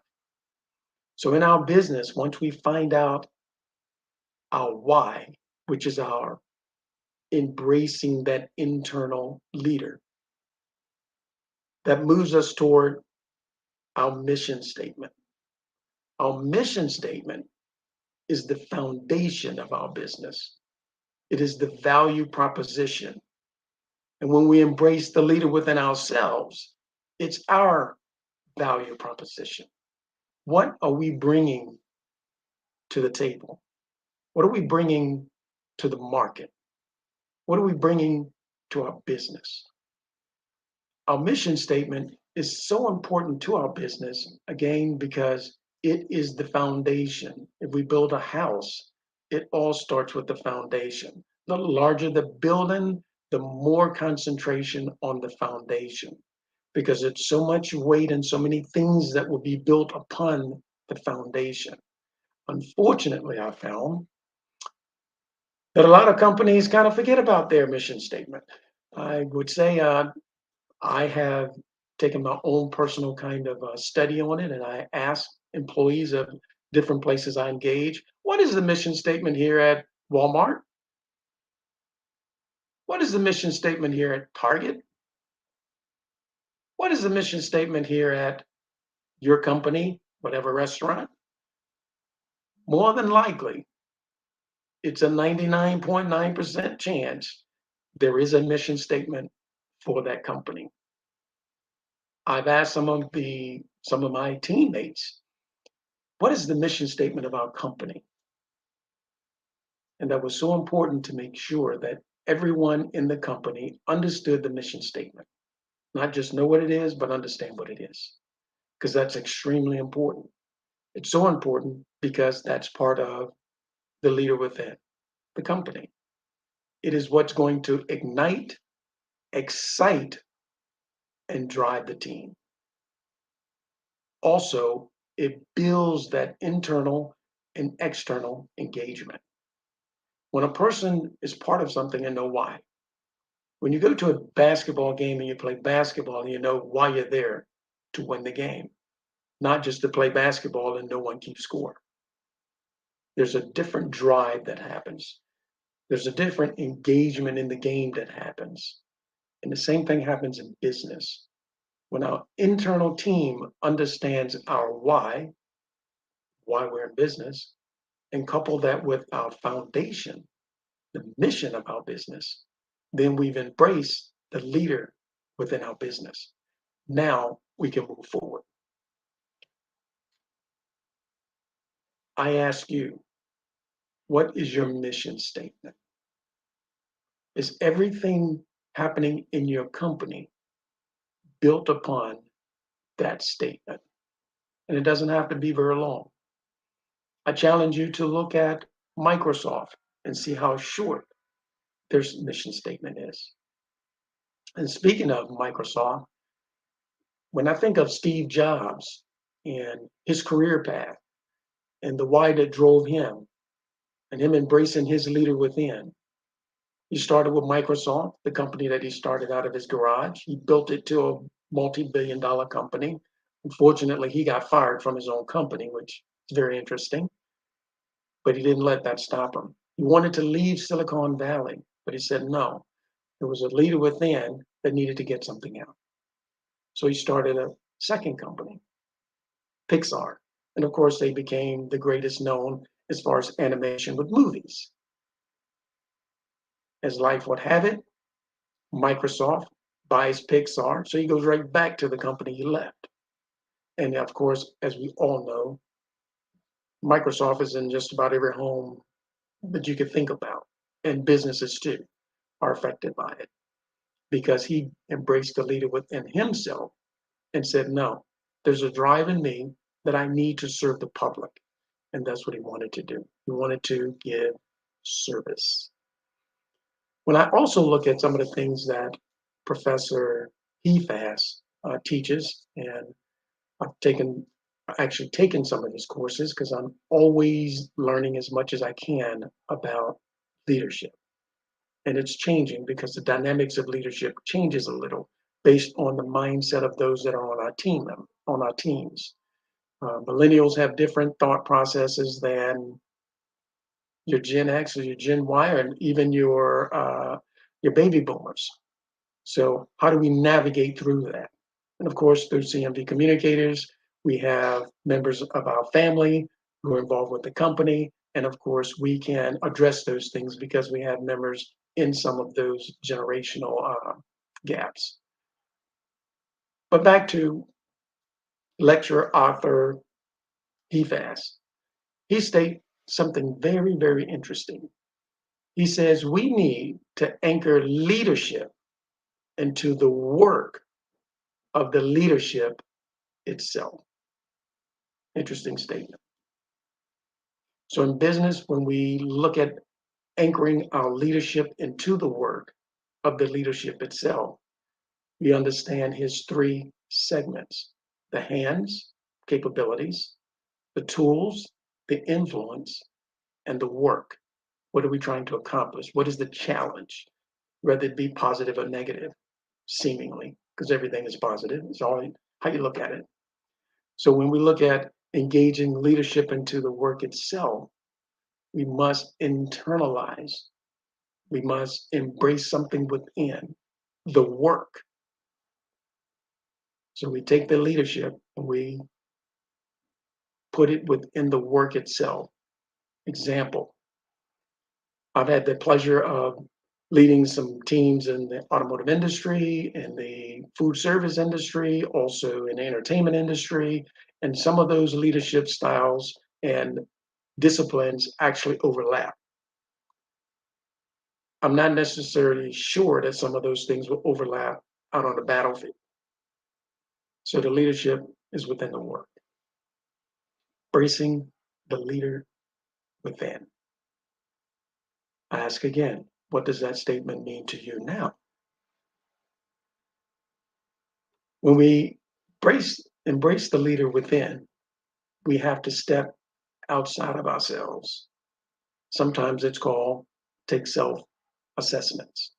We have to step outside the framework. If we're in the picture, it's hard to see what it looks like. We have to back away, step outside, and get a better view. Basically, we do what's taught in business as a balcony view. We take a balcony view, we can see different things. But the things we're looking for as a leader is what is the challenge? What are we trying to correct? What are we trying to move forward? And by a balcony view, we can see all kinds of things that are happening. And that's basically an elevated view. You get a bigger, wider picture of what's going on. For instance, in football here in the United States, of course, there's 11 persons on one side is defense, 11 players on the other side, offense, and there's two teams that's actually looking at their team, the two teams. You have coaching staff on the field. They're looking at a plane view. So they're on the ground. They got a ground view of what's going on. They're communicating to the balcony up in the press box. They're looking down on the field. So there's things that they can see, challenges that they can see, and they communicate that down to the field. As leaders, we need to be able to look within ourselves, and we also need to step outside of ourselves as a leader to see what it is that we need to do as self-assessments to be a better leader. To be a leader of a company, we do the same thing. We step outside, we get a balcony view, we look at our business from a different vantage point, and then we can get in and see what the challenges are that we need to work on. And those challenges that we're working on is basically how do we improve engagement within the team, and how do we improve that engagement within the team to affect our external engagement, which is with our customer. Because yes, we do want to provide service, but we also want to get paid. Because if we don't get paid, we're going to not be in business for very long.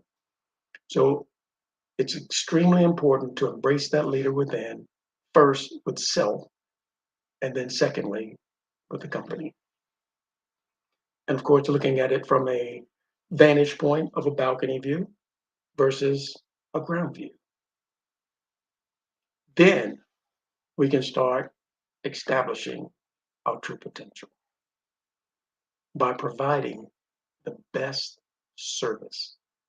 There's several scriptures in the Bible that alludes to who's the greatest. And of course, think back, Muhammad Ali said, I am the greatest. And he was great within his arena. But when we look at business and greatness within business and the businesses that have done extraordinary jobs, fantastic jobs, those are businesses that provide fantastic service. When was the last time you engaged in a business or with someone within a business, let's say a restaurant, and you got great service, and it was prompt, and the food was good, and the waitress or waiter, they were good, and they were engaging. They was engaging with you. So I think all of us have experienced external engagement, how the employee engage with us, and that has a huge reflection on what's going internal at that company. But again, when you was engaged with that service, and it was so good, and the food was so good, and the atmosphere was just great, we almost have to tell someone about it. And what do I just basically explained. What did we just go through? We basically went through something called a compensation equation. We went through the quality of a service, plus the quantity of the service, plus the mental attitude in which that service is rendered, always equals compensation. You got great service. It was fast. It was on time. And the quality was good. The food was fantastic.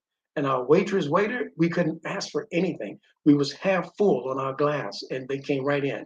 We don't know where they came from. They just came in like a stealth. And then of course, everything was right on time, prompt, great attitude about the entire engagement. They got a big tip. There's that compensation. The quality of their service the quantity of their service, and the mental attitude in which it's rendered always equals compensation. So when we look at embracing the leader within, there's a lot of things that are affected by how we embrace those internal capabilities and how we also embrace the capabilities of our company to render greater service. How do I serve? How do I serve you? How can I give a better service? How can you give your clientele better service and more of it? And a great attitude about it because we're giving service. The greatest among you are those who give the greatest service. Again, my name is Virgil Thornton with CMV Communicators, LLC. And I thank you for this morning and for tuning in. Embrace the leader within.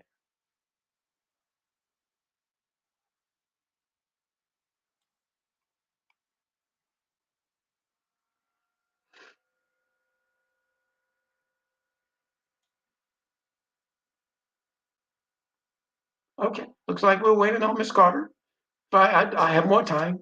So with that time, I would also like to get a little bit deeper into, if possible, until Ms. Carter comes in. Back to the mission statement. Mission statement extremely important. Back on the foundation of the business. The mission statement is important. If not, well, let's take your own assessment with your own company if you have employees or team members. Start your study and ask, what is a mission statement? And explain it. I think about the interviews I've gone in when I was, different jobs. No one ever mentioned the mission statement. A lot of places it's very difficult to even find the mission statement, but it's extremely important to the company because everything is built upon it. And we want that. We want to ignite our team. We want to engage our team. We want to excite our team because we understand when we engage, we excite, we ignite our team, the mental attitude goes up as far as those team members engaged in their work. And if they're engaged in their work, they're going to be engaged with their external customer. And it goes right back to the formula. Mental attitude is one of the segments of the formula, one of the elements of the formula. The quality of the service, that's another element of that formula. We're all trying to lean toward increased compensation. And it goes all the way back down to the mission statement. The mission statement driving engagement, driving the ignitement level, and then driving the excitement level. And if they're excited, we're excited, things grow. In sports, when there's excitement, it's very seldom do you have a really excited team and they lose.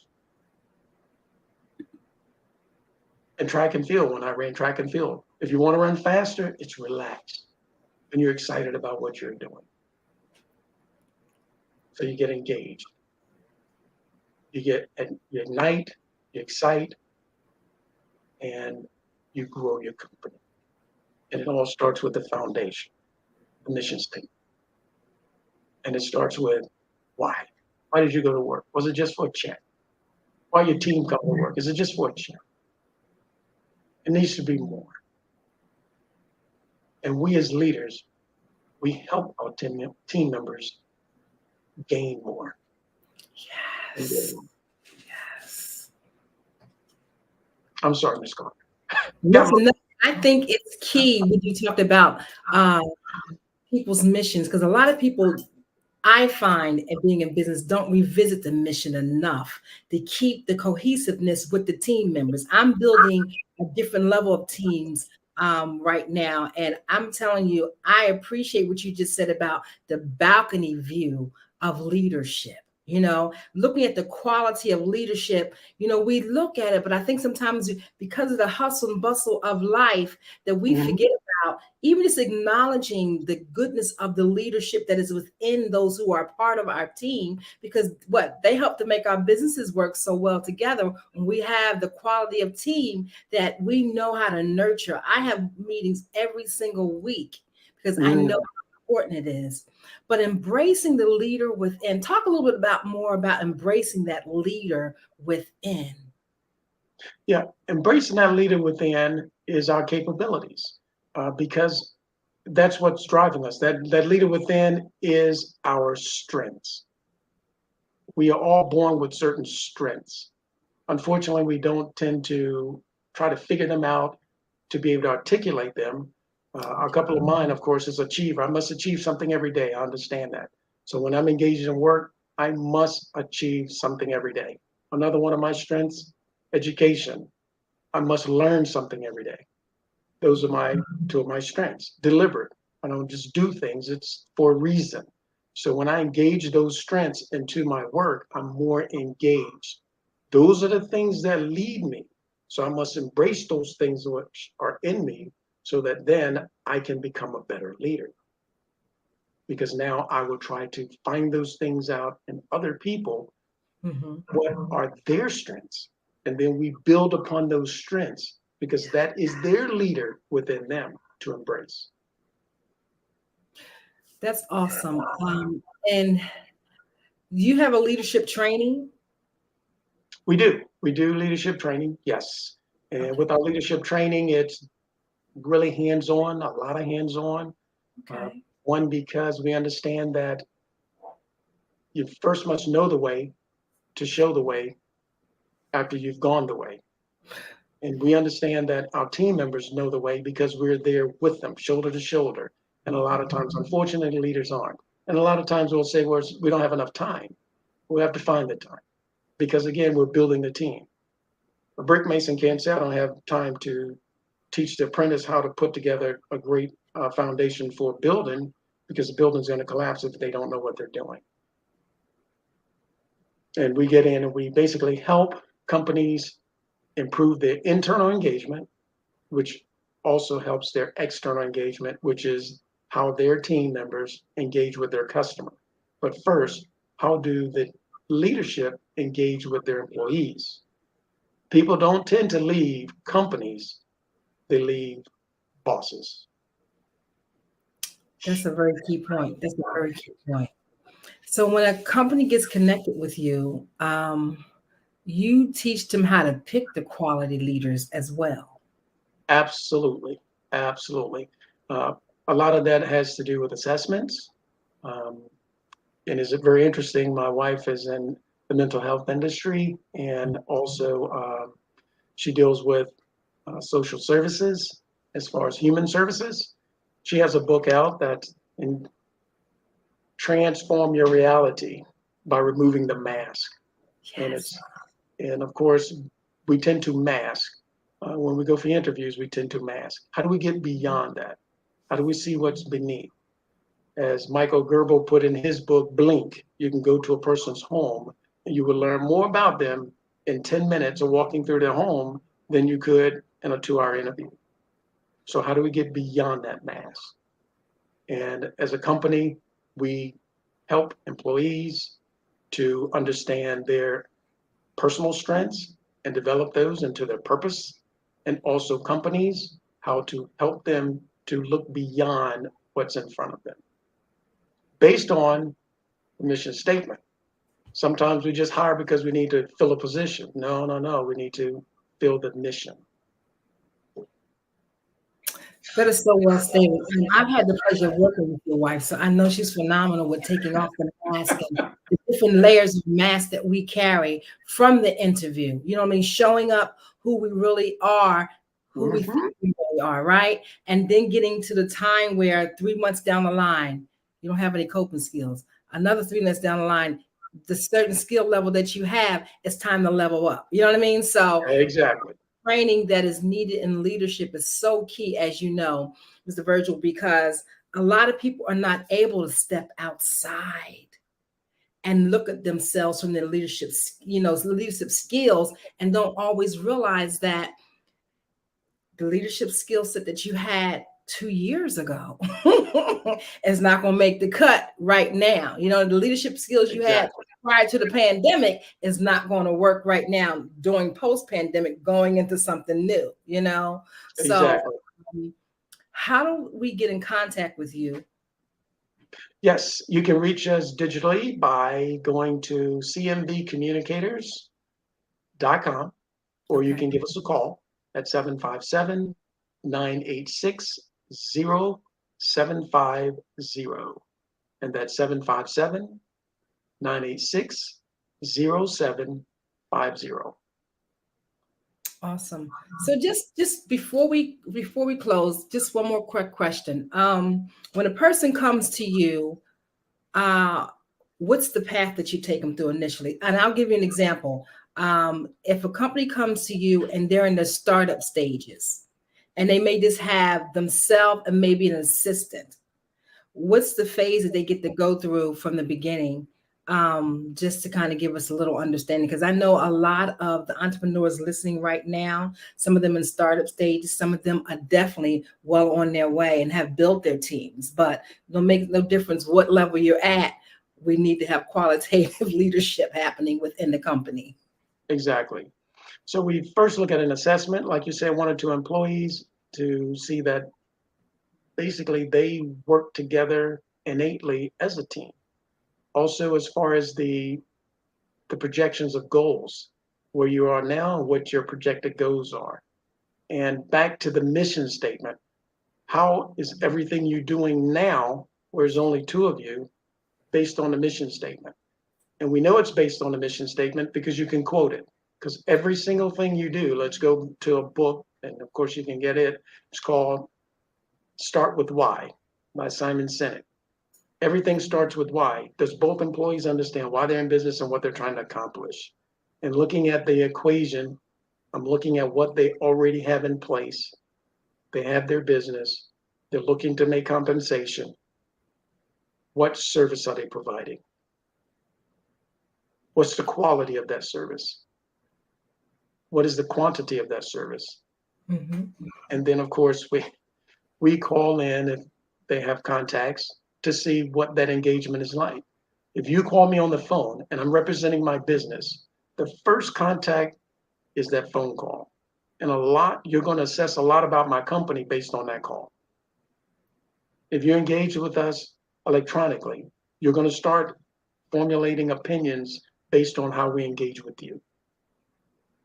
So we're looking at how that company is established, what they're trying to accomplish based on their why, based on their mission statement.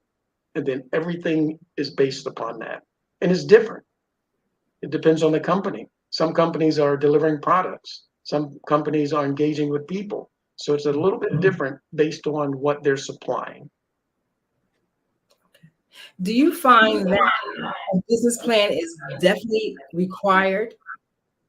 Do you help people build a business plan? Absolutely. A business plan to a business is a game plan to a team. I doubt if there are any NFL teams that come in on Sunday and they don't have a game plan. Mm-hmm. They have several, because if this doesn't work, we're going to do that. And if they do this, then we're going to do that. And the same thing with a business. That is the game plan for the business. Awesome. I just rewrote my business plan, I think, for the 6th time because, it grows. You know what I mean? You visit it and you see that you've checked off some boxes and you've accomplished some things, but it's progressive, and I don't think a lot of people fully understand what you just explained so very well. You have to have a game plan. A business plan is a game plan. If you don't have a game plan, how do you have qualitative leadership? It's back to the same thing. Yeah. Exactly. How do you get from point A to point B if you're traveling on vacation and you don't have a plan? I mean, that's GPS. That's basically your GPS for your business. Where you are versus where you're trying to get to is your business plan. Absolutely. Thank you for answering the questions today, Mr. Virgil. Can you give us again how to make contact with you? Because I know your services are highly needed And a lot of times we don't understand how important it is to improve engagement, not just to show up as the boss and the CEO, but the one who is reachable, the one who is touchable, the one who wants to engage with you and help build leadership all around the business in order to make it thrive and really have the longevity of success that we all truly desire. Exactly. To engage with us, you can reach us at cmvcommunicators.com. You can also call us directly and speak to us, and that is 757-986-0750. And that is so important what you spoke about, absolutely important, because with a two-person business, that is the foundation of that business, and everything goes in whatever direction based on those two. Awesome.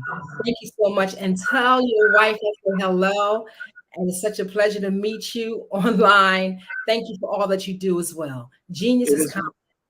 You're welcome. And I'll see you on the other side. Thank you. You're welcome.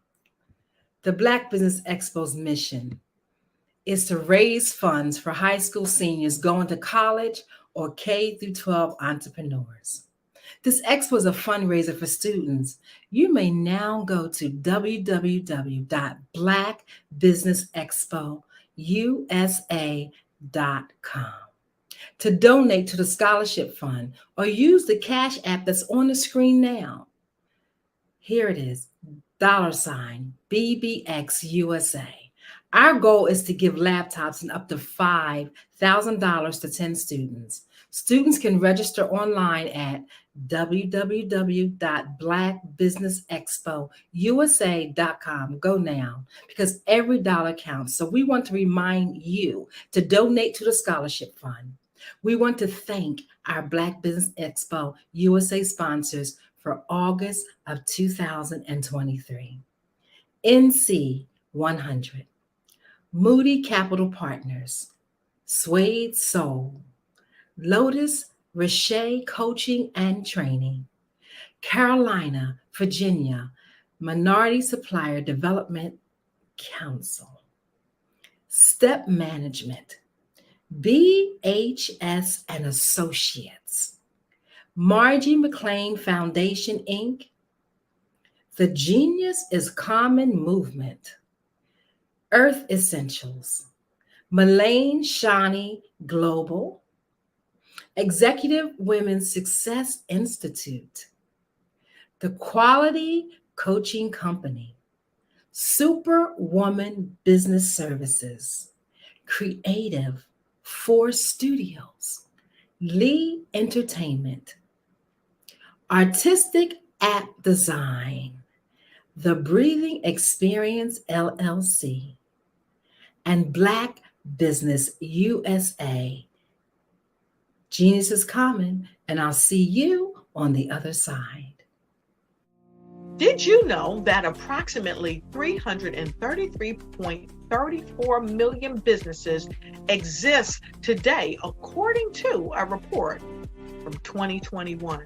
And you may be one of those businesses, or maybe you're not in the business market yet, but you're aspiring to be a business owner.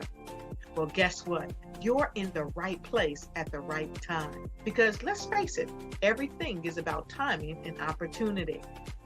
Hi, my name is Dr. Lotus Richer, and I'm the CEO and founder of the Lotus Richer Coaching and Consulting LLC, along with the Lotus Richer Ignite Show. 15 minutes of success with Dr. Lotus Richer, as well as books to boom your business and bring who you are. And today, I want to bring this amazing message to you about the Black Business Network and the Black Business Olympics.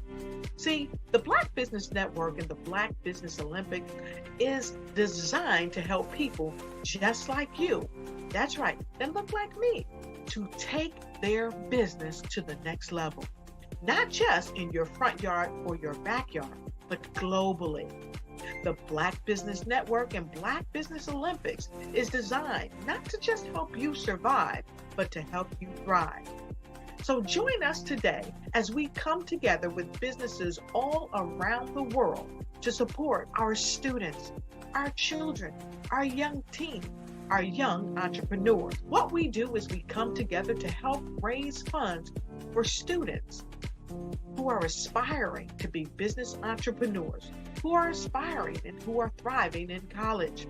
We endow them with a wonderful opportunity to gain scholarship of either a laptop or several thousands of dollars.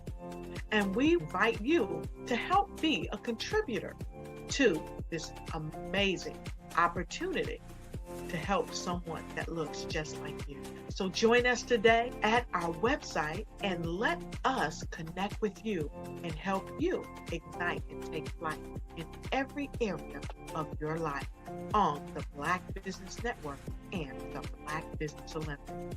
I'll see you on the other side.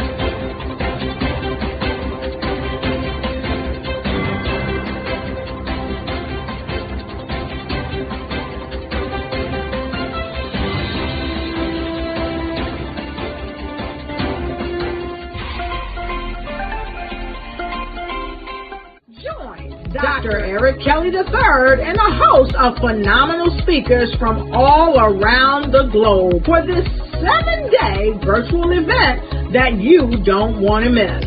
The mission of the Black Business Expo is to raise scholarship money from kids all the way from high school, all the way from college. The Black Business Olympics is one of the largest Black business showcases in the world. It is an opportunity for businesses and companies to showcase their businesses globally. We are going to be giving away laptops up to $5,000 away to students. Again, I'm Olivia Appleberry, the founder of 2 Cents Finance and one of the speakers for the expo. I am so excited to see you there. For more info, go to www.blackbusinessexpousa.com or call 919-308-9090 and hope to see you there. I am Black Business. From the moment I wake until the time I sleep. Yes, I am Black Business. I am Black Business. Tell me, are you Black Business? I am Black Business. Do you support Black businesses? Listen, I support Black business because I am Black Business. Black Business Expo, one of the largest business showcases in the history of Black business in the world. The world! Sign up today at www.blackbusinessexpousa.com or call 919-308-9090. I am Black Business. I am Black Business. From the moment I wake until the time I sleep, I am Black Business. I am Black Business. Are you Black Business? I am Black Business. Do you support Black businesses? I support Black business because I am Black Business. Black Business Expo, one of the largest business showcases in the history of Black America in North Carolina. Join Dr. Eric Kelly III and a host of phenomenal speakers from all around the globe for this 7-day virtual event that you don't want to miss. The mission of the Black Business Expo is to raise scholarship money from kids all the way from high school, all the way from college. The Black Business Olympics is one of the largest Black business showcases in the world. It is an opportunity for businesses and companies to showcase their businesses globally. We are going to be giving away laptops up to $5,000 away to students. Again, I'm Olivia Appleberry, the founder of 2 Cents Finance and one of the speakers for the expo. I am so excited to see you there. For more info, go to www.blackbusinessexpousa.com or call 919-308-9090 and hope to see you there. I am Black Business. From the moment I wake until the time I sleep. Yes, I am Black Business. I am Black Business. Tell me, are you Black Business? I am Black Business. Do you support Black businesses? Listen, I support Black business because I am Black Business. Black Business Expo, one of the largest business showcases in the history of Black business in the world.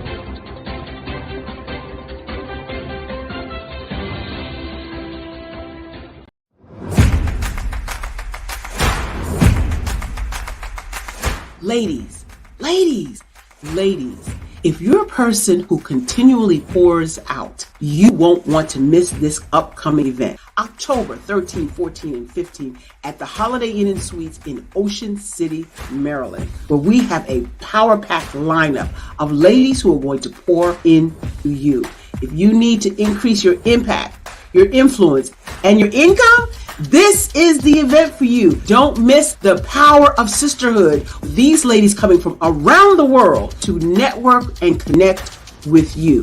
Don't miss it. How do you get the information? Glad you asked. Go to barbarahsmith.com and click the link. All the details there.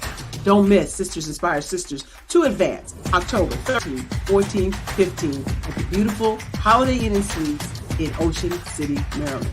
What you know and I know together can change the world. I want to see you there.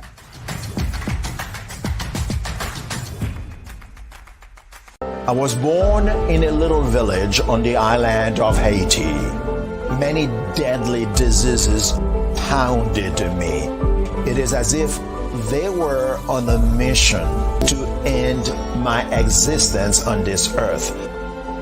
I refused to give up.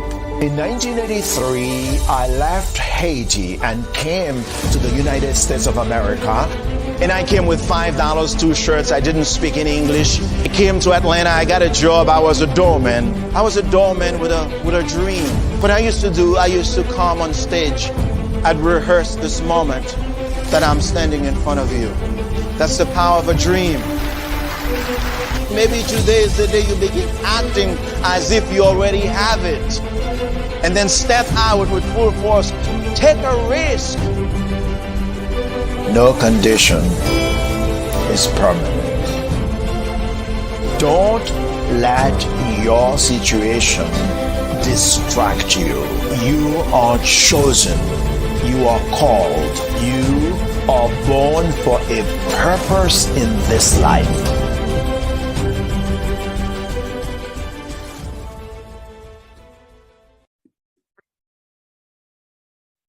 Hello, I'm Dr. Madeline Ann Lewis, President and CEO of the Executive Women's Success Institute. And my genius is helping women accelerate the path to success. You know, I was blessed to have strong women in my life who encouraged, motivated, and pushed me to do my best and to never even think about giving up on my dreams. So I say to women, we must show up to rise up. We have talents and potential, but who will see them if we don't speak up and get noticed? I know that women are a tremendous resource on this planet, and there is nothing more fulfilling than helping a woman tap into her full potential. I do this because I want to be a part of helping as many women as I can to show up, to rise up. I do this because genius is common.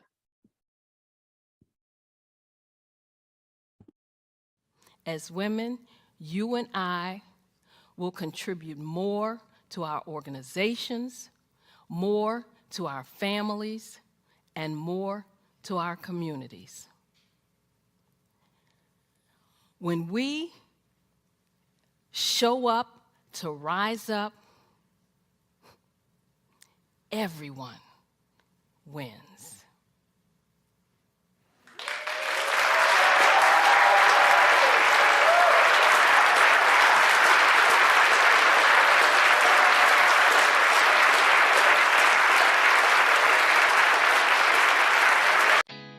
Did you know women represent just 3% of Fortune 500 CEOs and less than 15% of corporate executives at top companies worldwide? Have you wondered what the secrets are to getting into the top ranks, whether in the private or public sector? Do you want to figure out how to stop being held back in your career or passed over for promotion? Then you're in the right place. Hi, I'm Dr. Madeline Ann Lewis, President and CEO of the Executive Women's Success Institute. I have decades of experience in the military, the federal government, and corporate America, and my mission is to help women succeed and tap into their full potential. I want to reach 1 million+ women around the world to become the leaders they are meant to be. So if you want to move into a management or executive level position, or maybe you are a female veteran transitioning out of the military into business entrepreneurship, then reach out to the Executive Women's Success Institute at 301-693-3284. Let us get you on the fast track to success.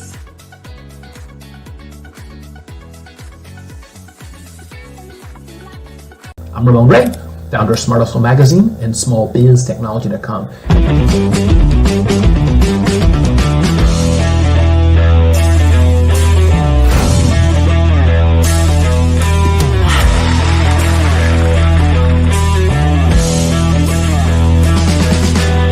You're here today to celebrate small business success. Stand up on your feet. You rocked the house. It was amazing. Didn't we learn? For me, success comes from failure. One thing not to do is shake somebody's hand like this.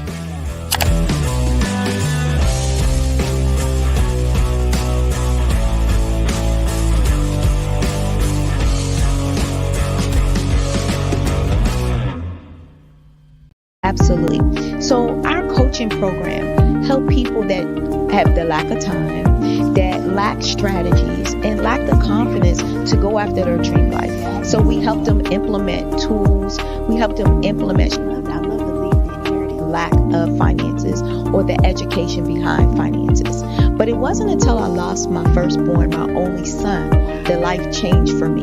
And where I was going after it all, living the corporate life, hit my 6-figure income, and living in my dream house with my dream man, driving my dream car. Wow. I nearly lost it all when I lost my son. And so I realized it only takes one financial catastrophe that can change your entire life.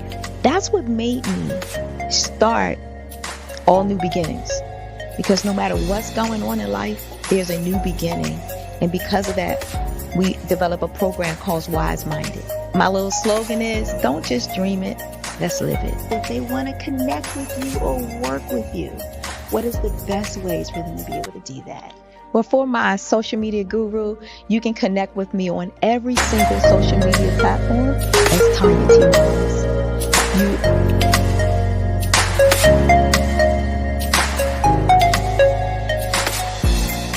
The Black Business Expo's mission is to raise funds for high school seniors going to college or K through 12 entrepreneurs.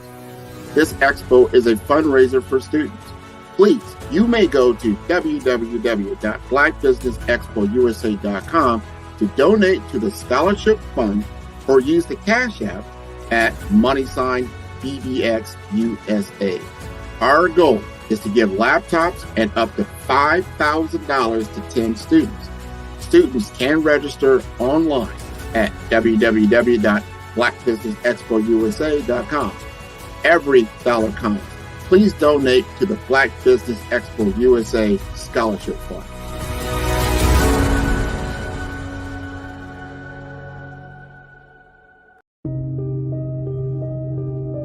The Black Business Expo is changing my life. This year, they are giving away laptops and even $5,000 in cash to students just like me.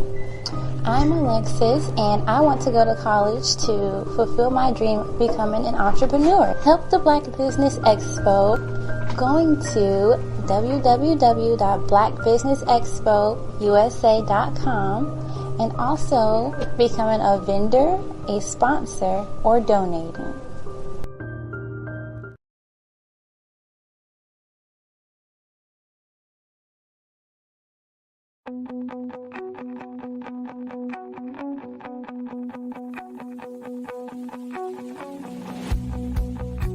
I am Black Business.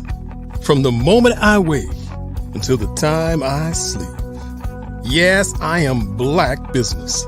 I am Black Business. Tell me, are you Black Business? I am Black Business. Do you support Black businesses? Listen, I support Black business because I am Black Business. Black Business Expo, one of the largest business showcases in the history of Black business in the world. The world! Sign up today at www.blackbusinessexpousa.com or call 919-308-9090. I am Black Business.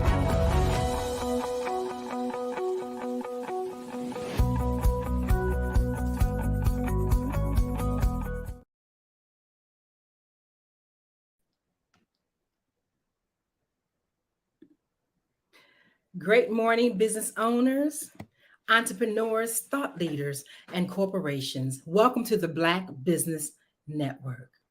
I am your anchor today, Eliza Carter, emotional freedom practitioner and CEO of the Breathing Experience LLC. Visit me today at thebreathingexperience.com. Black Business Network is a 24-hour network showcasing Black businesses, business owners, entrepreneurs, and thought leaders worldwide. We have speakers from North Carolina, London, Singapore, Africa, Japan, and cities all over the United States. The Black Business Network is a global community sharing its business knowledge to empower, to inspire, and to educate businesses about business. Our next dynamic speakers are: one, Miss Janet Butler is a native of Ivor, Virginia. She graduated from Smithfield High School and went on to further her education at several local communities, graduating with a range of degrees in education field of studies.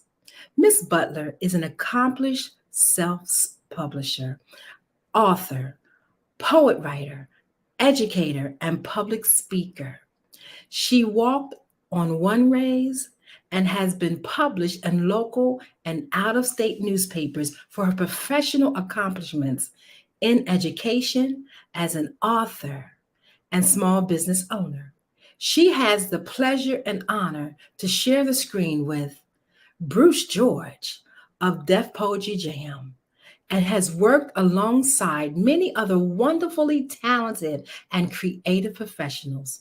She enjoys motivating and inspiring others to see longevity, but to think in the now. And our next dynamic speaker with her is Jara Clark, a mother of 2 boys. She is a graduate of Norfolk State University, where she earned a bachelor's degree in psychology. She is a former mixed fit. From September of 2018 to February of 2019, she's a commit instructor and certified in first aid, AED, and CPR. She is a young, Black fit activist mother. Her purpose and goal is to help individuals realize that fitness is more mental than it is physical. Because Jara is also a writer, she used her gift to get the message across. And this is where BEATHE, Breathe, was born. She has taken the holistic approach to help her through her journey of modeling fitness and healthy food lifestyle. Welcome to the platform today. Ladies, how are you both? Good morning. Thank you so much for having us on this platform this morning. You're very welcome. I am looking forward to hearing the jewels that you're going to share. Genius is common, and I will see you ladies on the other side. See you soon. See you soon. Good morning. Oh How my are goodness, you? we keep bumping into each other. I know.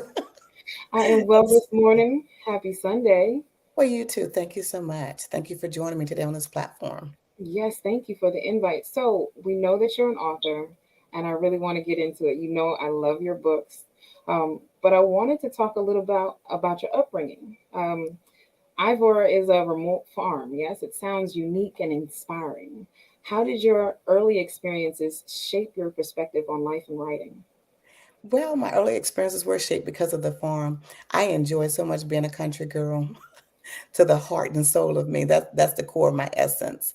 Being on the farm, it gives you so much free reign to do what you want, say what you want, and be your authentic self at all times because your surroundings are so vast and natural and wide. There's not a lot of people out there, as you can tell. And with a lot of trees and nature and just with family alone, I said it just allows me to be who I am and be able to be creative and write based off of nature. I love it. I love it. See, I'm a country girl, but not as far as country as you, right? I still had neighbors next door and all of that, but I can attest that having a lot of nature around does change your perspective on life because you get a chance to really attune yourself with the world. But you have a book, Memoirs of the Heart, Mind, and Soul. It's already touched so many hearts. Can you share some insights into the themes and emotions that inspired this collection of poetry?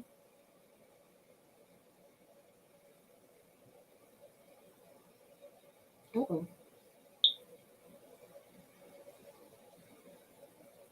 Seems we've lost her. Don't worry, y'all. She'll be right back. You gotta love the internet. I do apologize. I'm back. Hey, I told him you would be right back. I know. This internet service, I tell you. Yeah, and that's what I said. You can't trust it. So Yes. the question that I had was your book, Memoirs of the Heart, Mind, and Soul. It's already touched so many hearts. Would you mind sharing some insights into the themes and emotions that inspired the collection of poetry? My poetry was started because of my grandmother ultimately telling me to write things down. For some of you that do know and some that don't know, I've been on a lot of platforms explaining myself and who I am as a person and how I became into myself as an individual later on in life. That started out with the journey of being a select mute.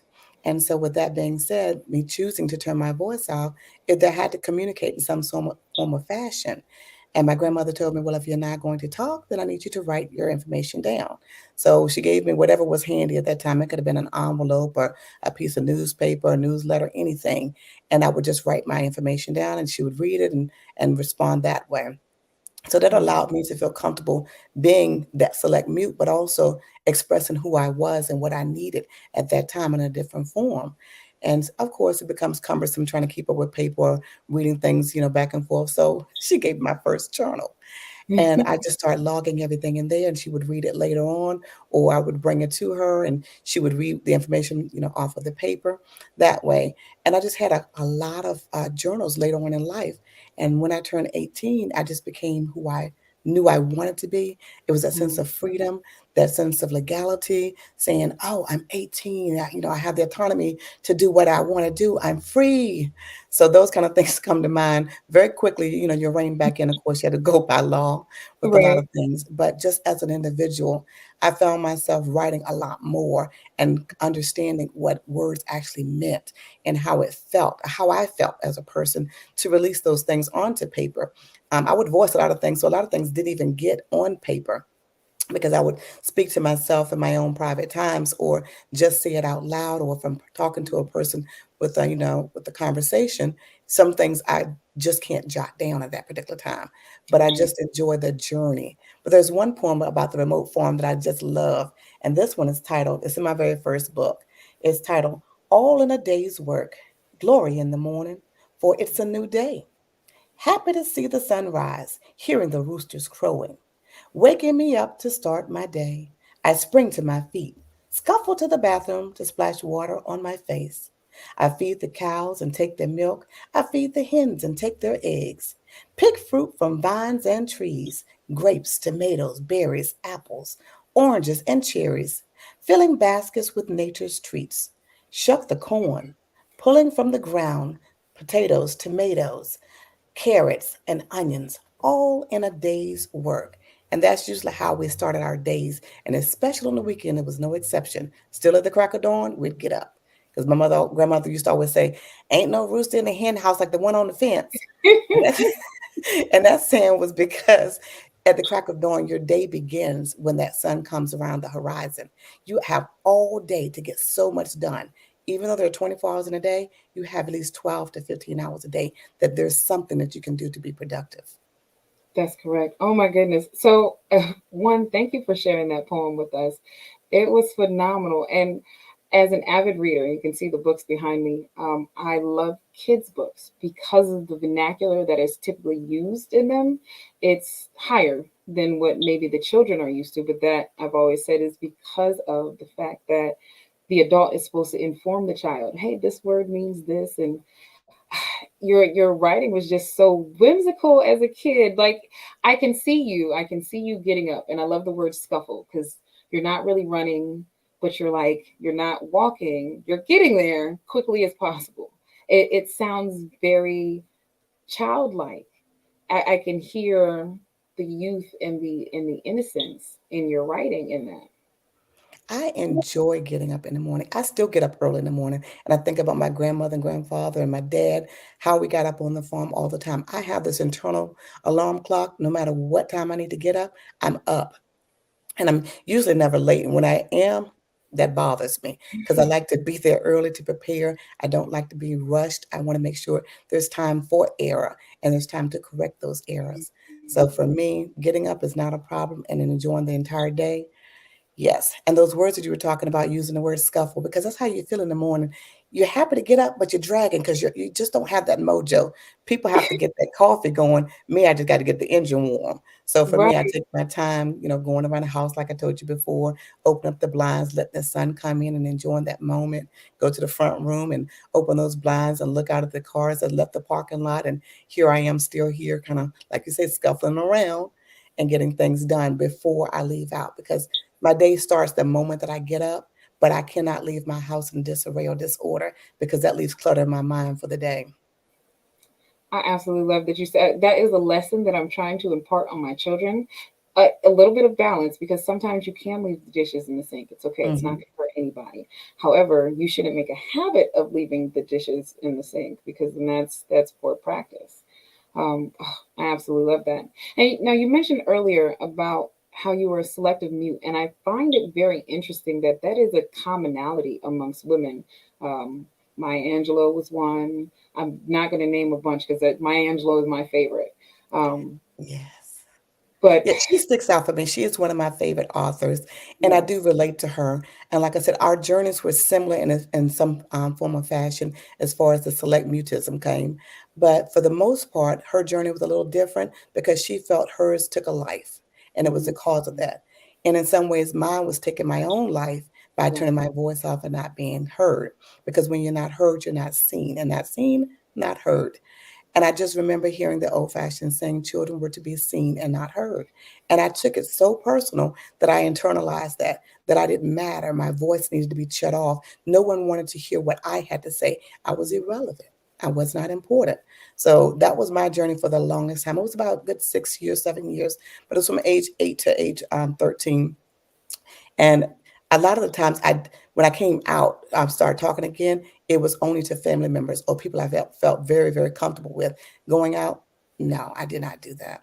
Oh my goodness. I can only imagine. There's a movie on some platform about the two twins that were silent, but they only spoke to each To other. each other. Yeah, and I it's saw that movie as well because they had that connective bond. And I correct. had that with my younger brother. Unfortunately, he was murdered. And I Mm. ended up caring for his son for several years until he went back with his mom. But I understand that connection. Like I didn't even have to talk to my brother when I knew he passed. I had that internal, even though I wasn't even a twin. We have a twin. He has a twin, or had a twin rather. Had a twin sister, and that's my baby sister. And it's just funny because they were so opposite of each other, but he and I connected so much more. And I never had to really speak to him. It was almost like we spoke telepathically. So that Everybody. was another way for me that I did not always have to express myself because he always knew. And then when this happened to him, I knew it. My stomach hurt. My headache came on. I couldn't even function. I had to lay on the bed. And my husband at the time asked me, "What in the world is wrong with you?" I said, "I don't know. I feel like a Mack truck just literally hit me. I want to cry. I want to scream, but I don't even know why." And then my voice just shut right off. And I tried to call my brother. He wasn't answering. I was like, it's got something to do with him because of that connection. I just feel like something happened that I felt this heavy burden. And I tried to call him back. And then we had pagers, which is ironic. So I paged him and I paged him 411 to say it wasn't an emergency, but he knows to call me. But then he Right. didn't call me. So I paged 911 acting like it was an emergency so he would call. He still didn't call. And that was totally out of character for him. And Right. so when I found out later on that afternoon or evening rather, that he had been murdered, it was devastating. It was very devastating. Oh my goodness.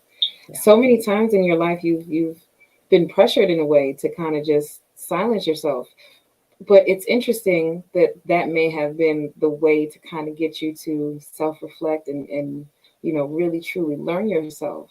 And again, it's not God is funny in that way, right? Where he puts us in these places to learn these things, especially at such a young age.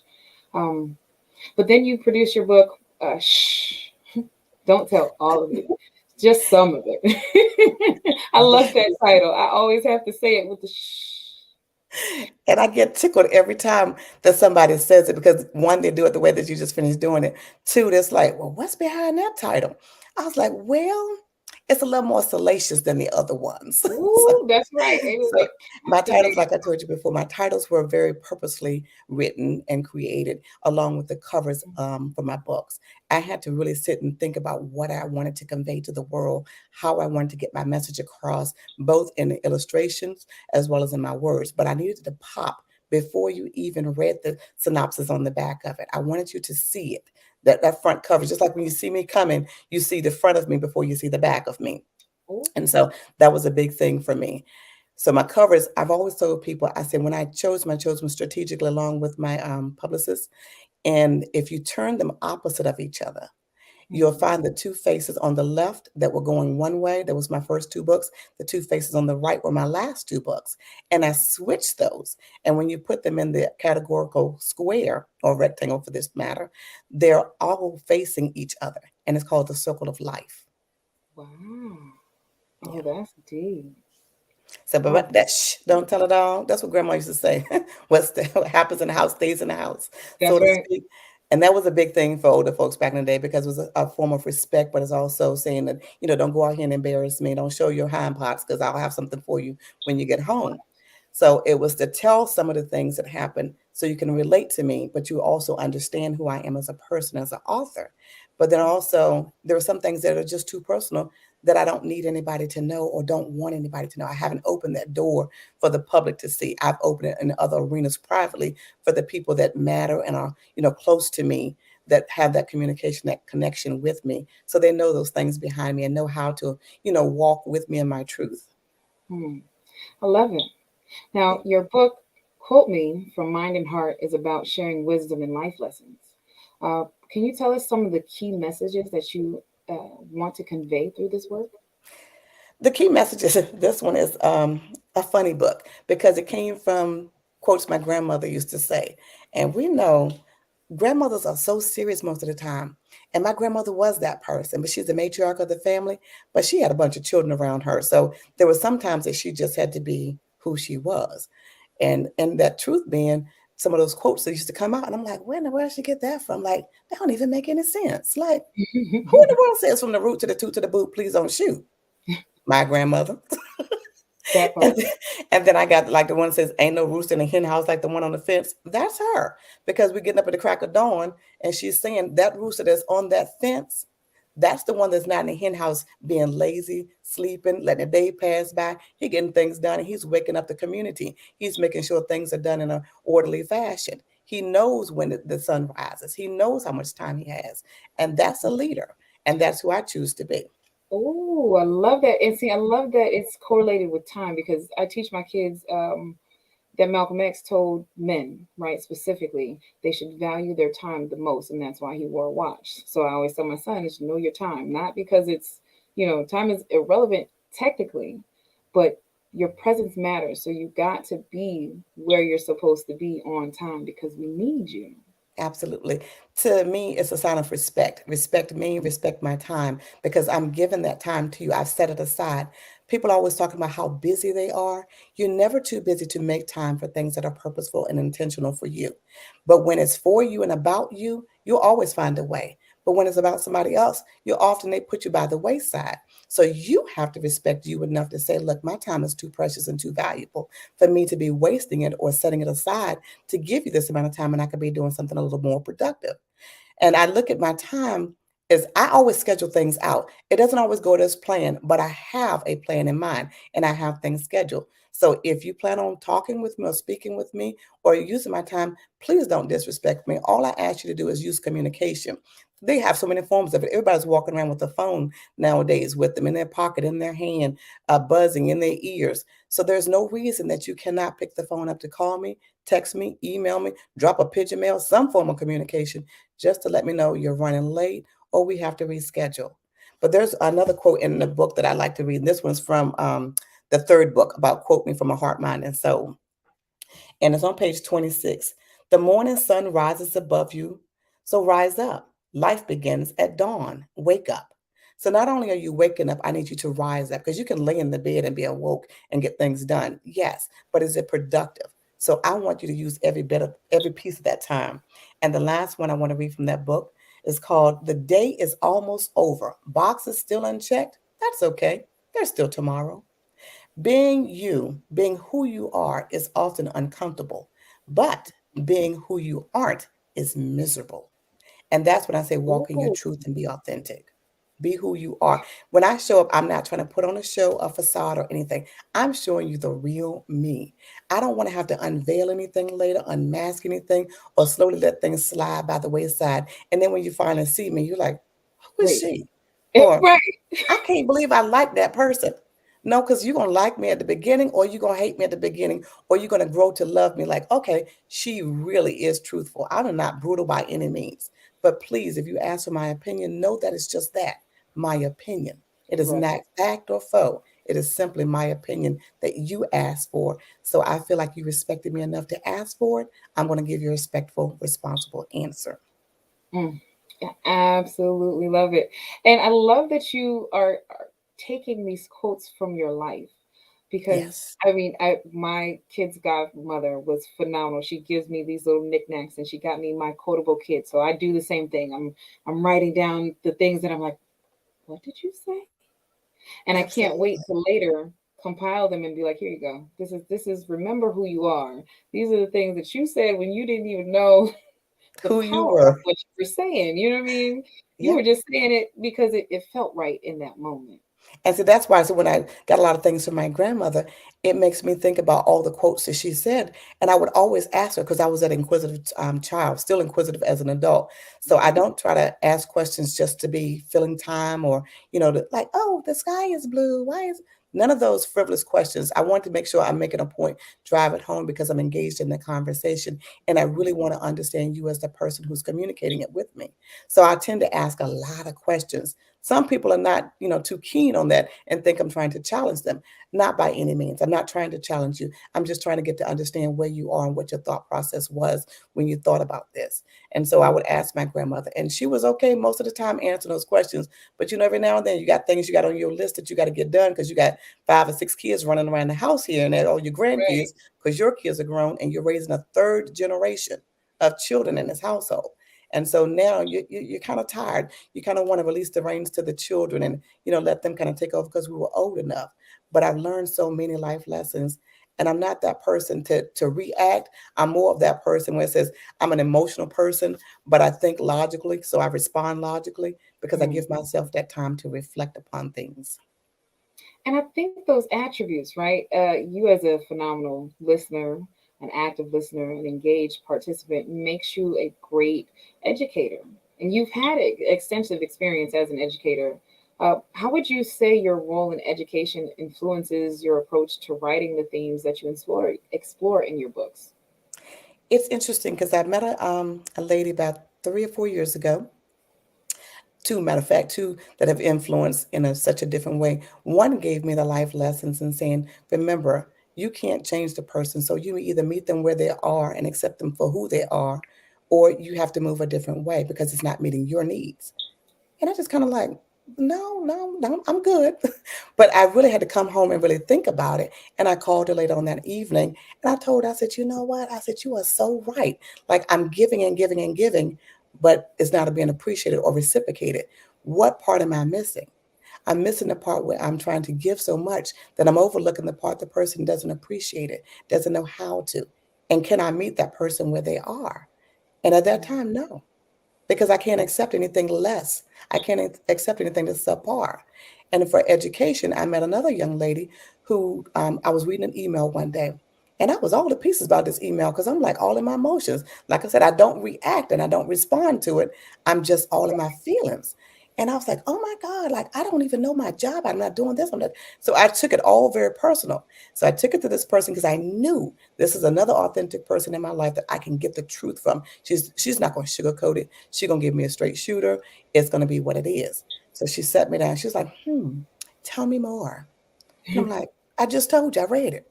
She's like, no, tell me more. How are you feeling? I said, I told you how I felt. I'm all the pieces, blah, blah, blah. I'm going all these details. She said, yes. Okay. So now you've had that to get it out. You've got it out your system. And I'm thinking, no, I haven't. I'm just getting started.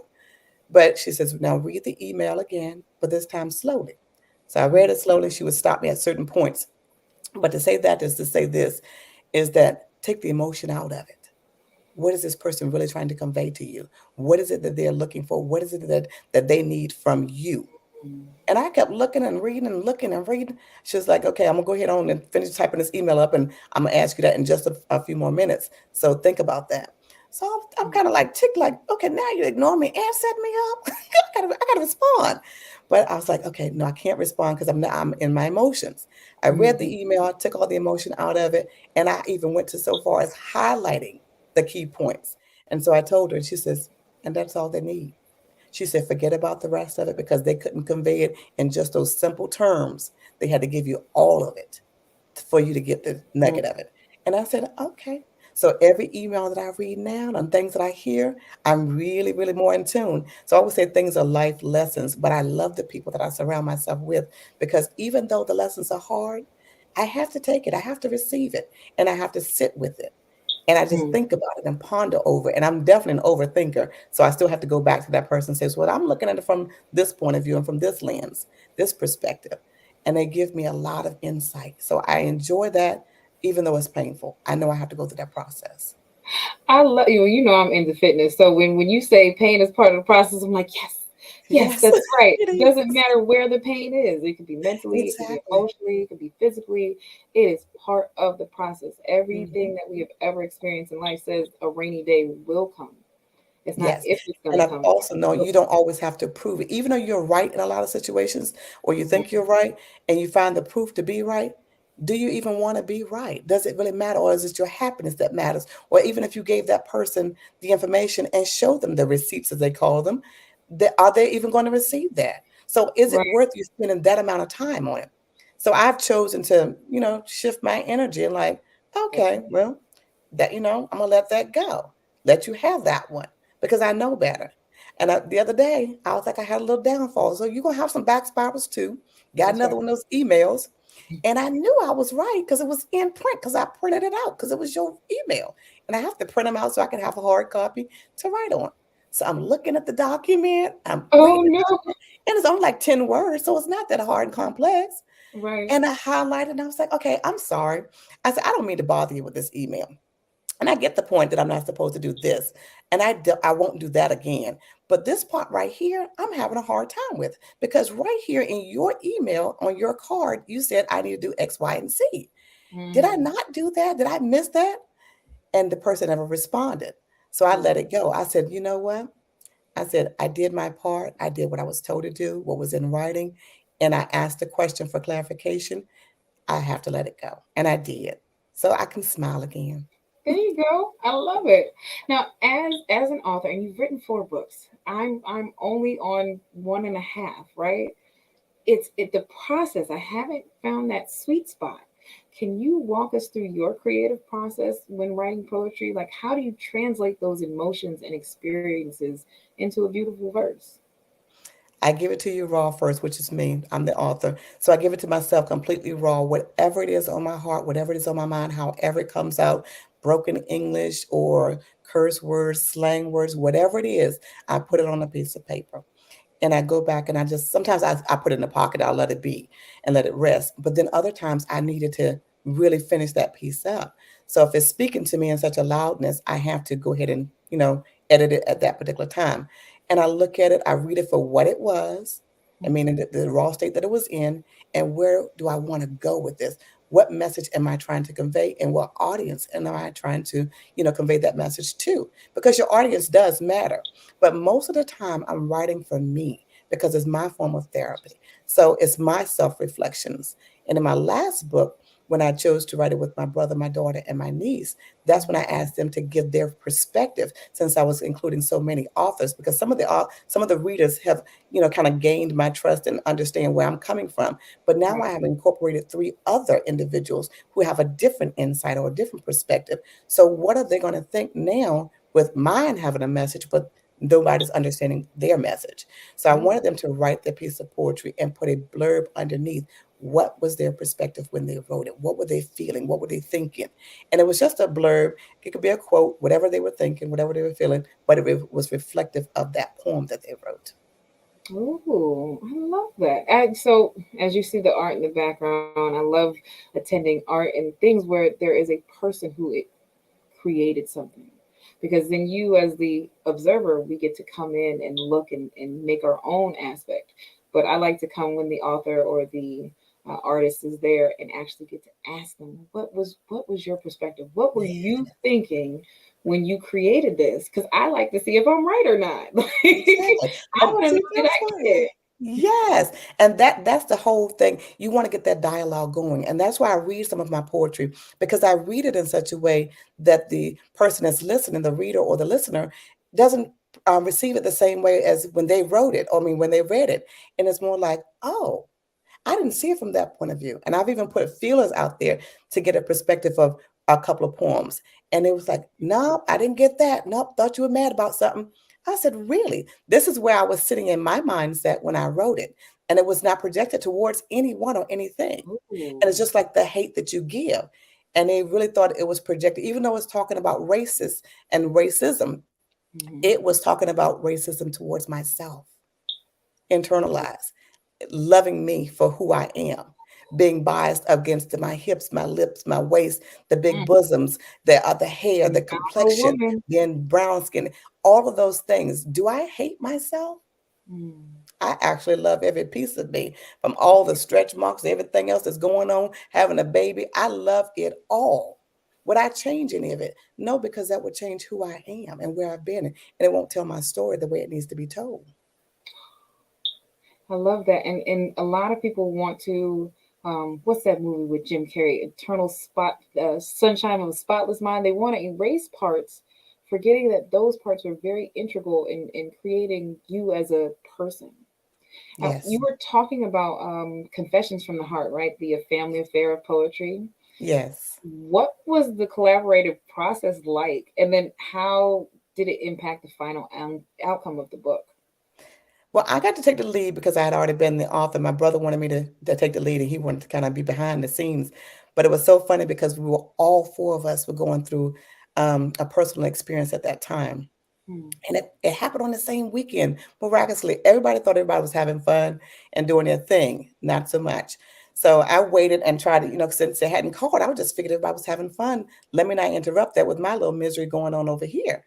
So finally we get to talking. I was like, look, I got to break that. I got to call and find out. I was like, look, mine didn't go well. How did yours go? And then he told me, nope, didn't happen. And then our daughters beeped in, so we had to get off the phone. So we talked to our daughters, and it was so funny. We came back together. He was like, we got to FaceTime on this one. Blah, blah, blah, blah, blah. So when I say blah, blah, blah, it was so much personal stuff going on.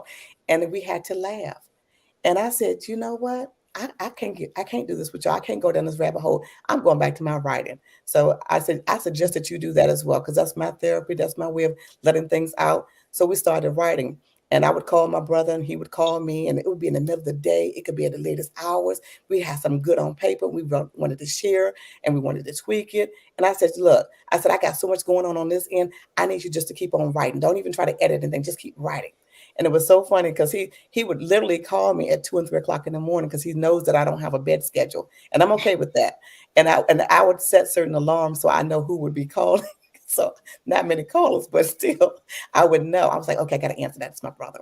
And I was like, we got enough stuff to write a book. And he's like, I know, right? Let's do that. That really was not my intention. That was just me throwing it out there. And then he kind of laughed. He's like, no, for real, we had to write a book. And it'll be cool because it's a family affair. And you can get Lexi in, we can get my daughter in. I was like, okay. I said, that's cool. I still wasn't really on board. I just kept writing because that's what I knew I wanted to do. But I wasn't really looking for that next book. But he kept writing on his end. And the more that he wrote, the more that he talked to me, and the more he wanted this journey to come together, and we do it together. And I said, you know what, James? I said, we haven't done anything in a while. Let's go ahead and do that. And it was just like the heavens opened up. He's like, oh, happy. Sickle pink. And so it was a little bit to get my daughter and my niece on board, because I was like, no, I don't know, Auntie. I don't know, Mama. I was like, you know what? I said, when you don't know, that's probably the time to go ahead and jump in and do things. I said, don't let fear hold you back. I said, don't let the unknown hold you back. I said, I do not like change, but I fully embrace it. One, because I know it's going to happen with or without me. I choose for it to happen with me. And so that's how Confessions from Our Heart came about, because we had a whole lot of heart talking going on. So it sounds like not only are you a motivational speaker in the world, you are like the motivational speaker of your family, right? Yes. So, yeah, sometimes they come with some stuff and you be looking like, sis, are you kidding me right now? Like, I'm in a happy space. I ain't got time for this. But James, you always have something to say. You always got something witty. You know what this, yeah. But I too run out. My engine is a little low here too. I said, what about my tank? Tell me something. I got you. What you need? I said, see, that's where you're wrong. Because you starting off, got to ask me what I need. Were you not listening to what I just said? So to that regard, how do you balance, right, the written word with the spoken inspiration? Because to have these gems and just fly off the handle at them, not all of them can you catch. I mean, because you in the last 5 minutes have dropped a bunch. I should have had pen and paper. And see, and that's how I learn in life too. Like I get so many nuggets. Like even the last interview that I was listening to on here just before we came on, it was so many pieces. I was like, oh my God, I don't have my little pad of paper, because I usually keep something to write with by me. But my problem with that is I don't have a neat handwriting unless it's intentional. So I tend to miss parts of the pieces. I'm like, okay, what was that letter? What was that word? That doesn't sound like what they said. Unless it's recorded, I can't go back to it.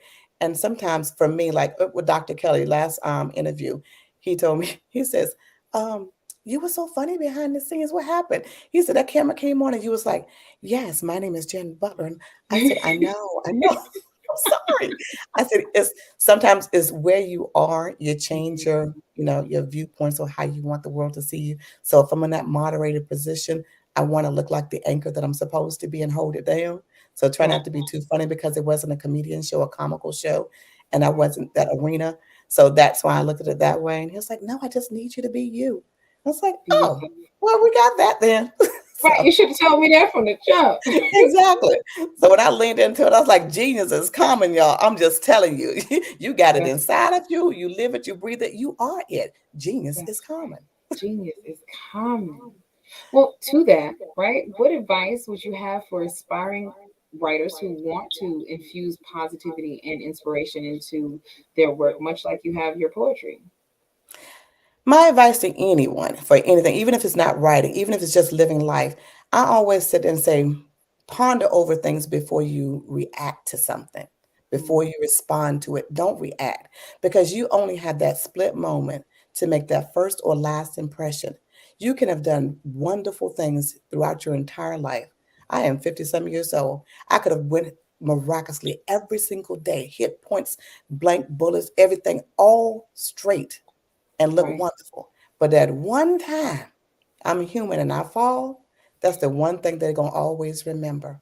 And so I say, reflect on you, take it in, internalize, think about it. Don't be like me and overthink it because I can give to you from every angle. But I want you to process it and then let it go. If it still bothers you or is still on your mind, it's meant for you to address it in some form or fashion. Now you have to think about how it is that you want to show up for that conversation or how it is you want to show up for that interview. So think about it first. That's my process. Is just think about it. Oh, that's so powerful. I got in as I transformed, I got into fitness and I had to do that. I had to step in and be like, what are you going to look like today? What do you want these people to receive from you?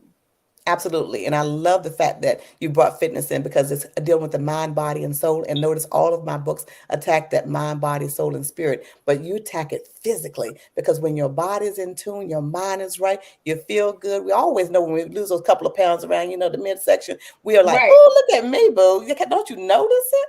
And you just feel wonderful. So you convey something different than when you feel heavy and your mind is not clear or your body is not where you want it to be. So it doesn't have a package to fit in, but you have to fit your own wrapping. So you make that for yourself. So I love that about you.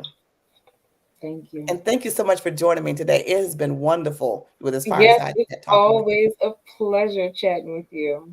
Yeah, thank you. Ladies, I love your authenticity. I tell you, and the rawness of the truth that you brought today. Poetry, didn't always think about it as therapeutic. You know what I mean? Yes.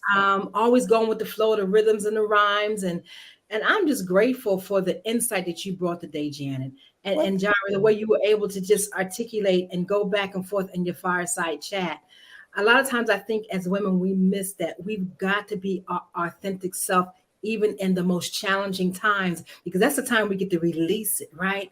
Let it go and get back to our flow. Because anything that keeps us stuck, we don't want it anyway, Exactly. Sometimes we are stuck, but we know now how to get out of being unstuck. You know what I mean? So I truly, truly appreciate your queendomship that you operated in today. And I can tell this is the flow of your lives. So thank you. And I will be connecting with you both. I thank you for your time. And genius is common. And before I close out, how do we get in contact with both of you before I say that? Well, for me, you can get in touch with me on Facebook, my first name and last name. Well, actually, it's Janet Slade Butler because I use my maiden name as well. And Crafted Right from the Heart. I also have a website for that. And then you can go on Amazon to buy my books at bit.ly, bit.ly / craft, CRAFT, right, WRITE. Nice. Beautiful. And you can find me on most social media platforms. That's Instagram, Facebook, TikTok, and YouTube at Fit Goddess Tribe or Fit Goddess Tribe Mindset, which is the Facebook account. And she is amazing. Y'all will love her. So genius is common. Genius is common. Yes. And I will see you both on the other side. And thank you again for your presence. Thank you, Ms. Carter. Yes, thank you. Wow, wow, wow.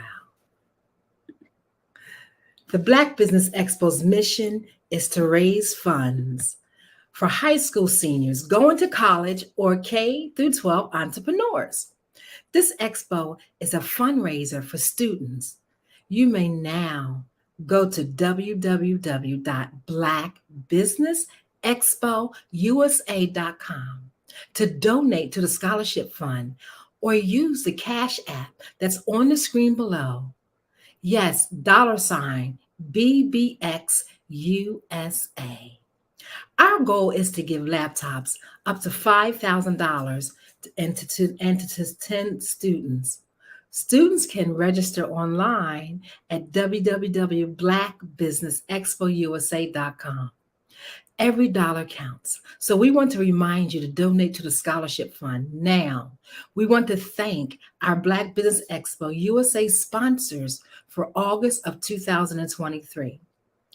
NC100, Moody Capital Partners, Suede Soul, Lotus Roche Coaching and Training, Carolina, Virginia Minority Supplier Development Council, Step Management, BHS and Associates, Margie McLean Foundation, Inc., The Genius is Common Movement, Earth Essentials, Malaine Shani Global, Executive Women's Success Institute, The Quality Coaching Company, Superwoman Business Services, Creative Force Studios, Lee Entertainment, Artistic App Design, The Breathing Experience LLC, Black Business Expo USA.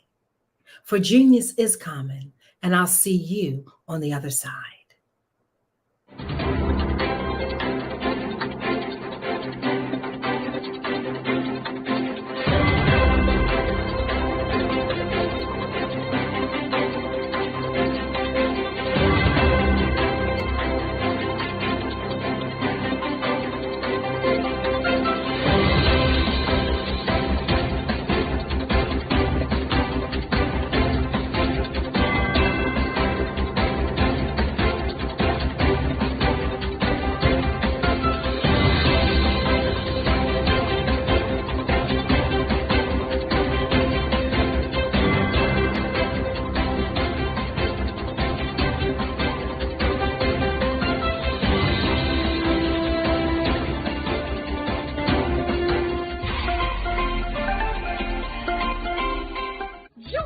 Dr. Eric Kelly III and a host of phenomenal speakers from all around the globe for this 7-day virtual event that you don't want to miss. The mission of the Black Business Expo is to raise scholarship money from kids all the way from high school all the way from college. The Black Business Olympics is one of the largest Black business showcases in the world. It is an opportunity for businesses and companies to showcase their businesses globally. We are going to be giving away laptops up to $5,000 away to students.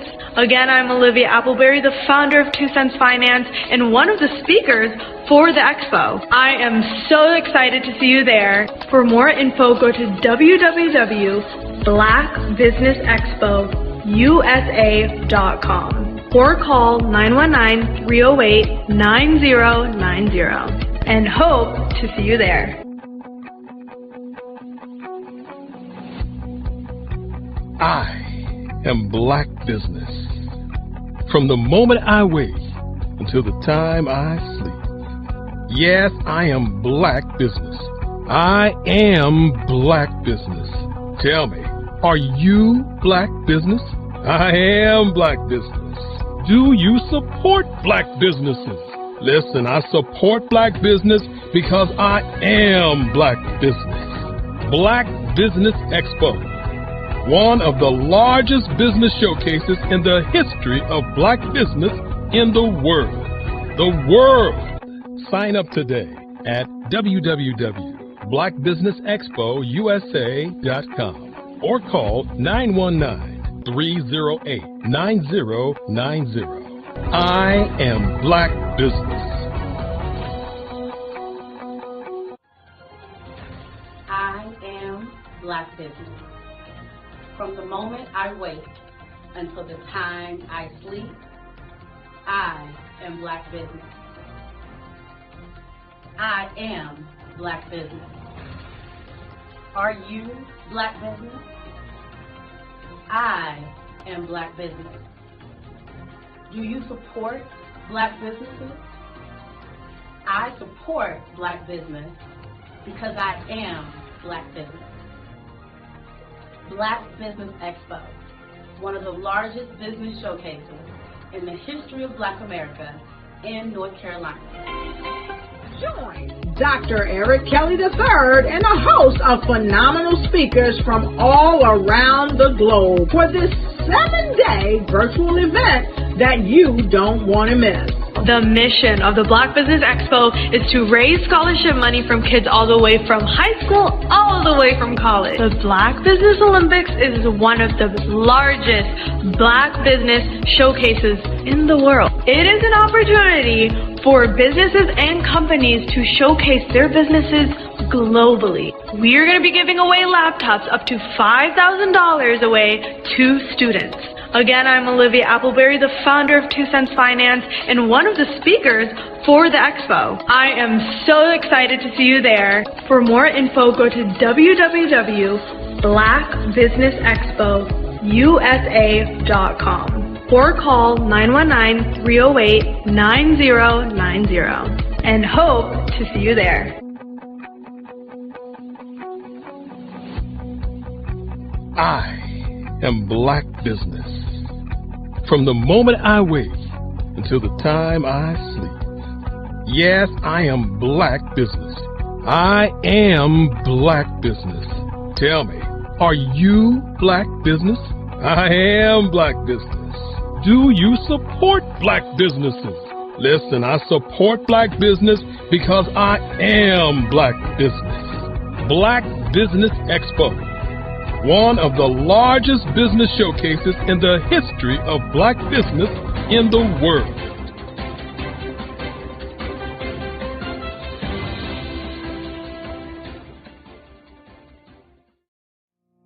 Did you know that approximately 333.34 million businesses exist today, according to a report from 2021? And you may be one of those businesses, or maybe you're not in the business market yet, but you're aspiring to be a business owner. Well, guess what? You're in the right place at the right time. Because let's face it, everything is about timing and opportunity. Hi, my name is Dr. Lotus Richey, and I'm the CEO and founder of the Lotus Richey Coaching and Consulting LLC, along with the Lotus Richey Ignite Show. 15 minutes of success with Dr. Lotus Richey, as well as books to boom your business and bring who you are.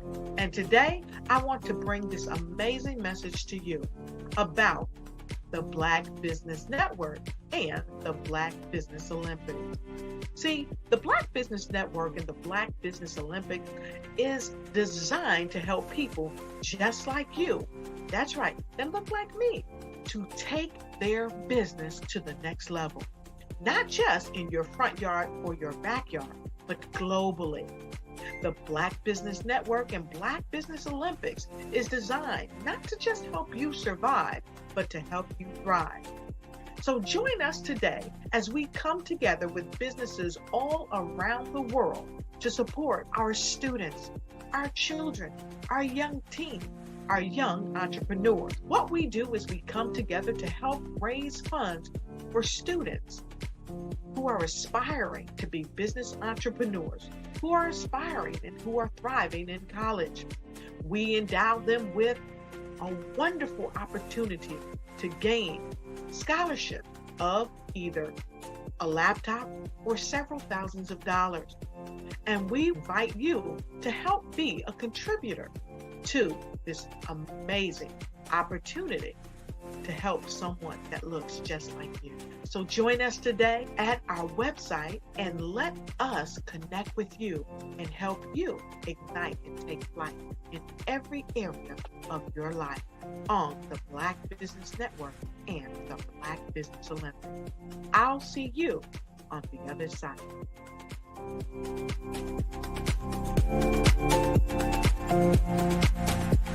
The Black Business Expo's mission is to raise funds for high school seniors going to college or K through 12 entrepreneurs. This expo is a fundraiser for students. Please, you may go to www.blackbusinessexpousa.com to donate to the scholarship fund or use the Cash App at $BBXUSA. Our goal is to give laptops and up to $5,000 to 10 students. Students can register online at www.blackbusinessexpousa.com. Every dollar counts. Please donate to the Black Business Expo USA Scholarship Fund.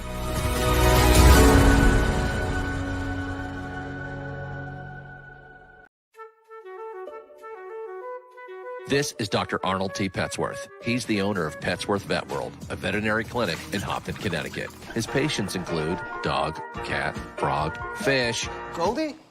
dog, and this alpaca. Due to doctor-patient confidentiality, we can't tell you their names. Business at Vet World was steady, and then quarantine hit. Neighbors brought new four-legged friends into their homes.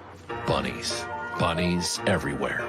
Dr. Petsworth welcomed these new patients with open arms. The only problem? There were more appointments than he could manage.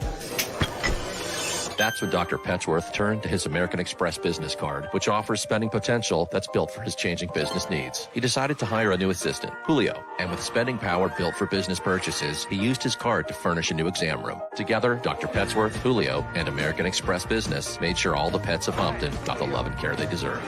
And everyone was happy. Get the card built for business by American Express.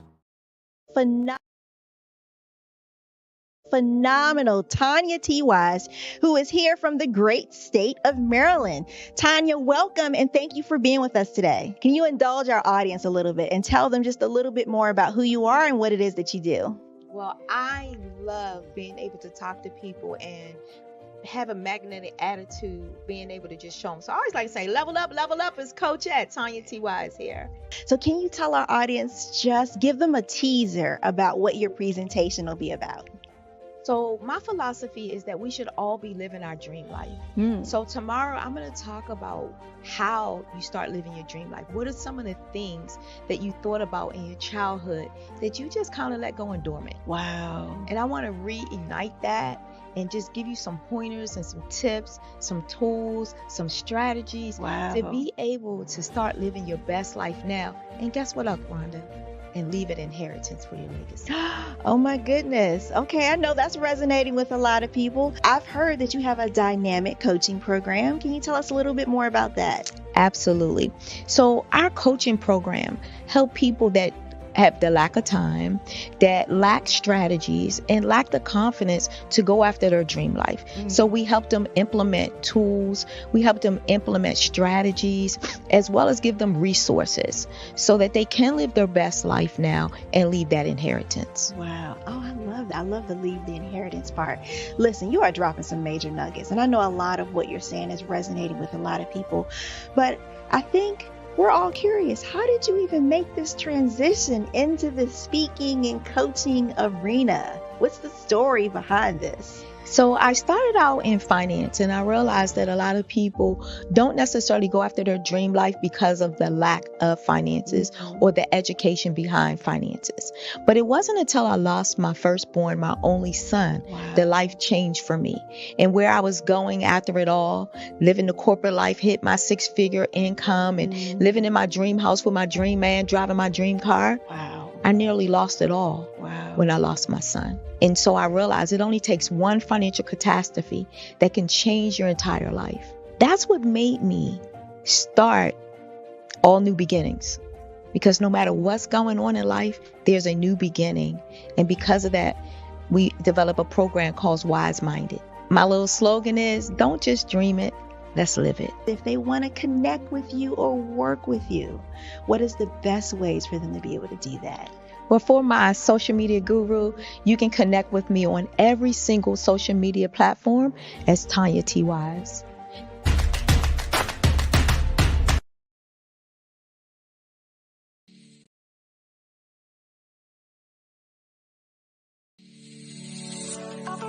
Did you know that our black dollar only lasts for 6 hours in our community?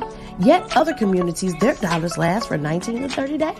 The Black Wall Street Nation. Black Wall Street Nation. Yes, that's why we created the Black Wall Street Nation. Black Wall Street Nation is a centralized directory available to all black businesses across the world.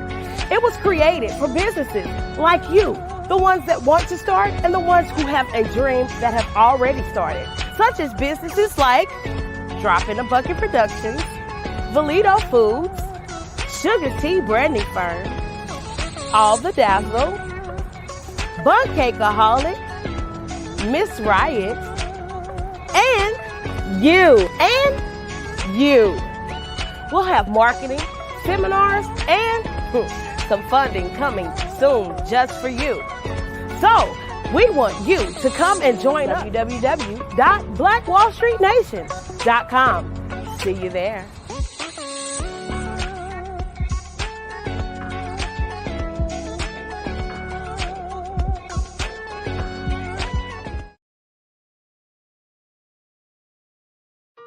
Hello, this is Israel, and I am CEO of Daydreams Interactive and author of Princess Planet. So, genius is common, and as a kid, I loved to daydream. Even as an adult, I love to daydream.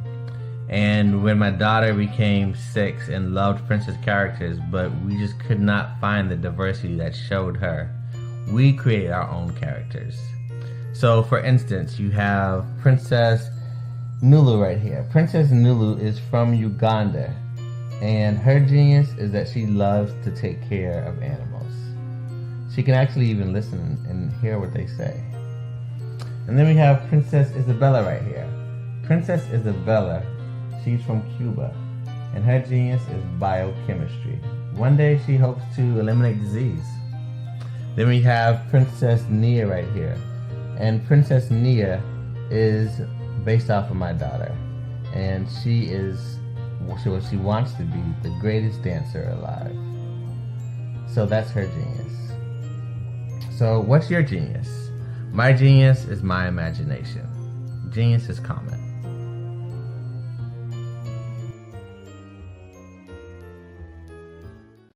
Hey guys, my name is Caden. I'm the CEO of Caden Teaches, and my genius is teaching kids about financial literacy.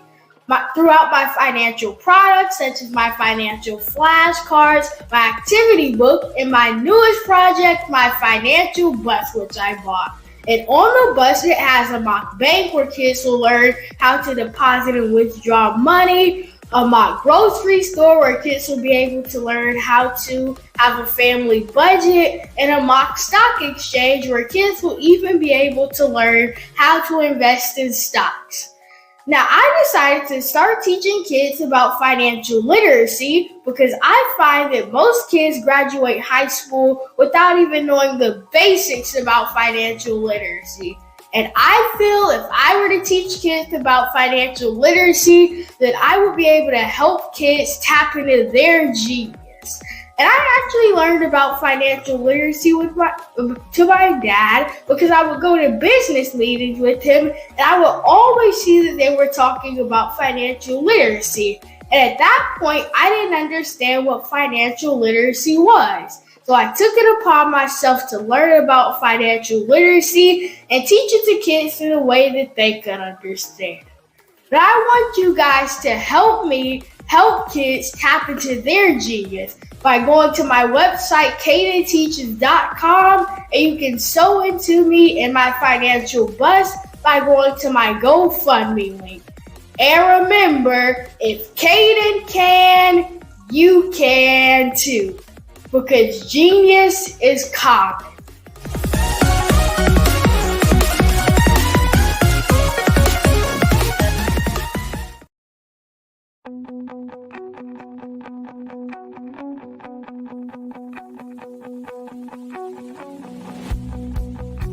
I am Black Business. From the moment I wake until the time I sleep. Yes, I am Black Business. I am Black Business. Tell me, are you Black Business? I am Black Business. Do you support Black businesses? Listen, I support Black business because I am Black Business. Black Business Expo, one of the largest business showcases in the history of Black business in the world. The world!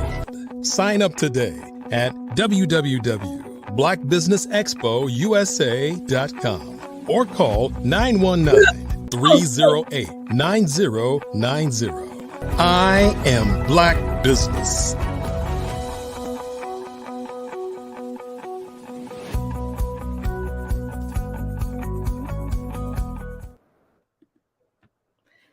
Great morning, business owners, entrepreneurs, thought leaders, and corporations.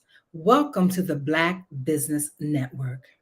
I am Eliza Carter, known as the Emotional Freedom Practitioner and the CEO of the breathingexperience.com.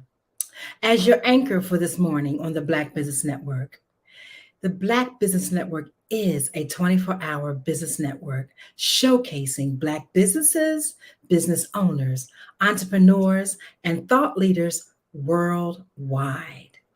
We have speakers from North Carolina, London, Singapore, Africa, Japan, and cities all over the United States. The Black Business Network is a global community sharing its business knowledge to empower, to inspire, and to educate businesses about business. Our next dynamic speaker is the CEO of Bukeita Blakemore, born Gretchen Elizabeth, but changed her name to Bukeita when she was 6 years old with her parents' blessings. Bukeita is known for inspirational speaking and singing to audiences all over the world. For 20 years, she has traveled the world creating conferences, music, workshops, group discussions on the importance of self-worth. She is an entrepreneur in the travel industry, and the company is Travel Bukeita Style, and was part owner of the media company Fabutainment, TV on Roku, Android, and Amazon Fire Stick. Later, she and Eugene co-founded the Fave Unite TV in 2016. She's described herself as a powerful creator in the universe. Welcome to the Black Business Network. And how are you today? I am wonderful. Thank you so much, Eliza, for that beautiful introduction. I appreciate it so much. You're very welcome. I look forward to hearing you. And genius is common, and I will see you on the other side. Thank you. Hello, everyone. Greetings from the Kansas City area. My name is Bukeita Blakemore. I am the CEO of Fave Unite TV. And I appreciate so much the Black Business Network for having me here today. Thank you for creating this amazing platform so that we can actually express and have a place to showcase the genius that is so prevalent in the Black community.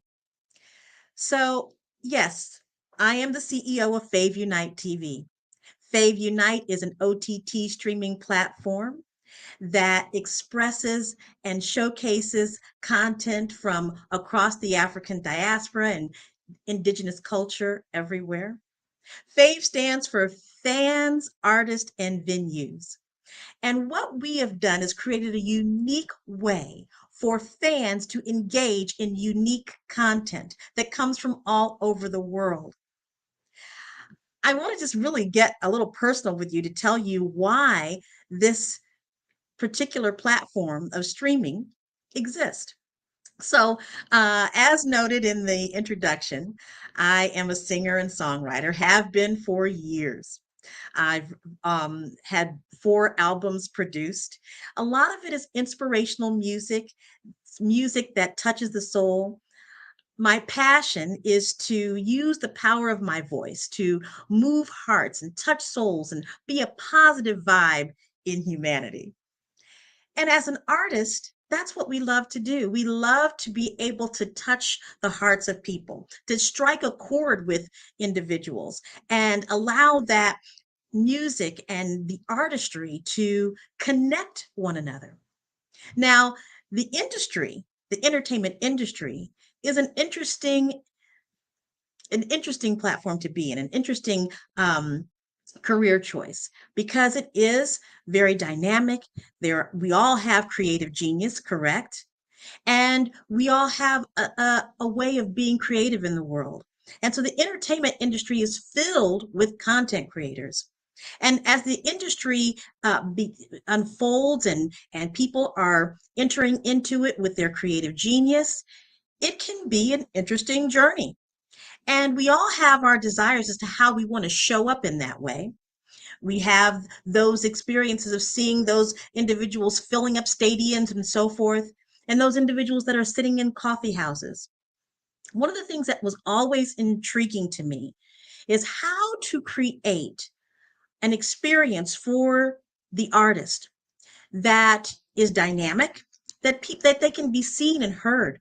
And as we have entered into this massive social media experience, sometimes those voices, that creative genius can get drowned out.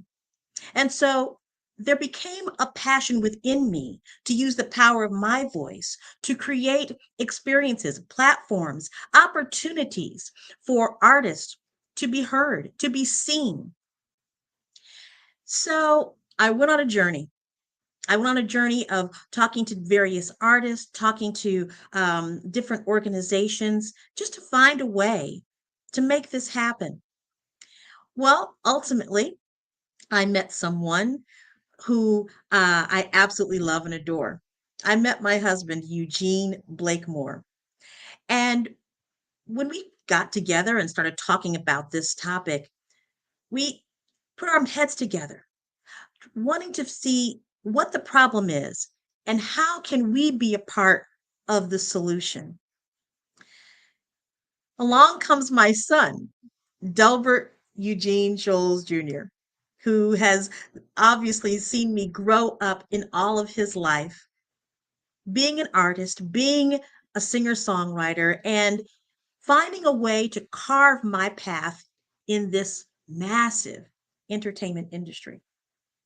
And he, on his journey in marketing and actually chemistry as well, and finance, came up with a concept.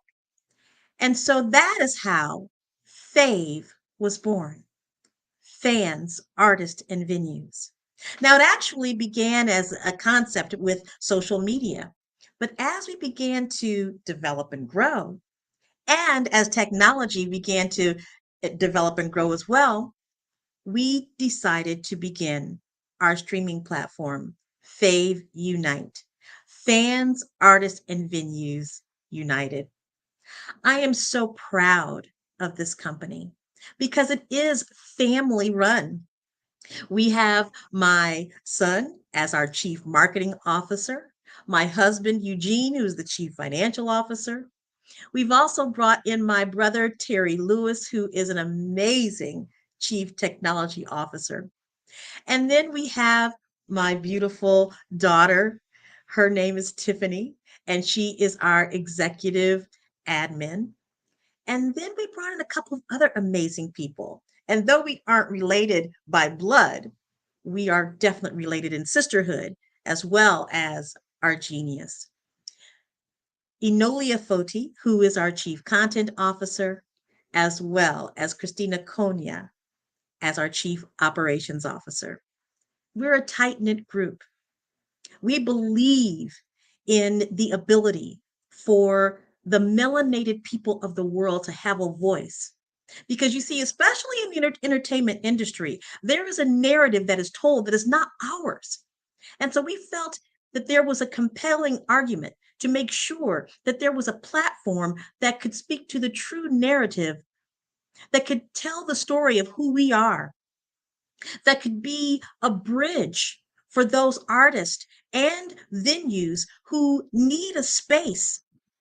And we want to provide that space. We know that there are people around the world that want to see the content that comes from the African diaspora, that comes from indigenous culture, that comes from those stories that are not told.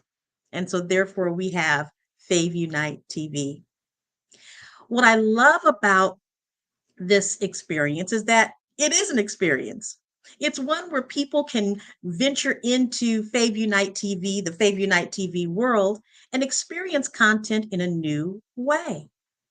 We also are extremely excited to have beautiful strategic partners.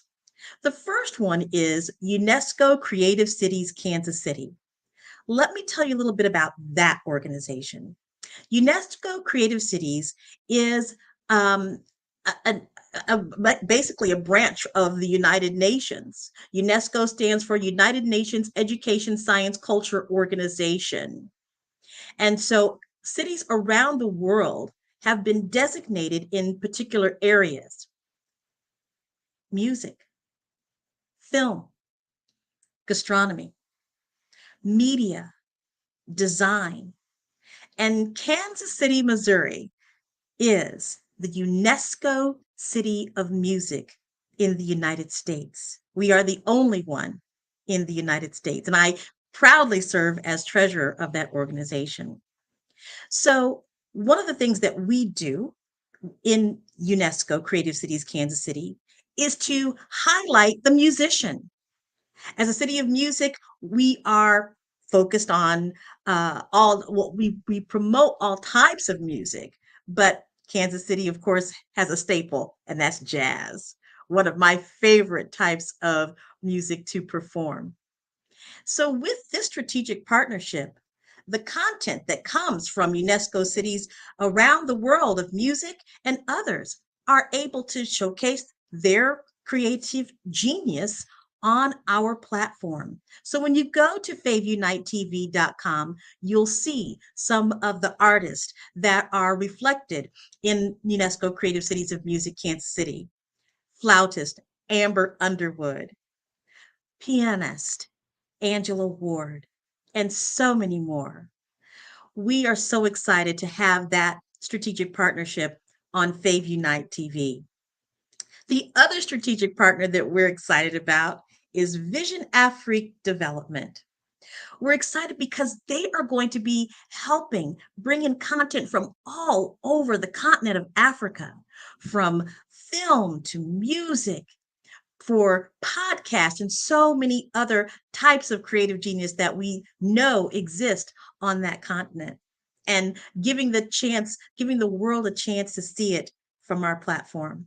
We're very excited for the collaboration that we have with these two amazing strategic partners.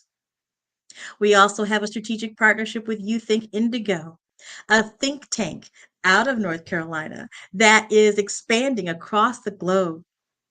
We're excited because of their entertainment division and our ability to work with them in having content on Fave Unite TV. This is an amazing experience that I, again, am so proud to be a part of. It really is an answer to a little girl's dream. I remember when my father, Dr. Robert Newby, asked me, "Honey, what do you want to do when you grow up?" And I said, "Dad, I really think I want to get into journalism." And, he said, "Well, that's great." And he says, "But you're a wonderful singer." And I said, "Well, got that from my mom, Joan Newby." And so I entered into my adult world as an artist. But in the back of my mind, there was always that desire to have a media company. And I wasn't sure how it was going to happen. But you know what? As a woman of faith, it came to me. It came to me. And so as the ability to begin operating my own streaming platform, my own over-the-top OTT streaming platform, it came to me. And so not only am I able to help content creators all around the world live their dreams, trust and believe I am living mine. You heard in the introduction that a part of my work is as an inspirational and motivational speaker, and the ability to help people understand their worth. One of the things that is very clear to me, and you heard about it, or you kind of got a glimpse of my experience with self-worth entering the entertainment industry. Our self-worth is inherent. You can't take it away. It doesn't leave you, because as a being, you are worthy. And that's the message that I also have on the show, Worthy of Wonderful, which you will see on Fave Unite TV. The ability to know your worth, be anchored in it, and do all that you do from that place of knowing your inherent worth is so critically important.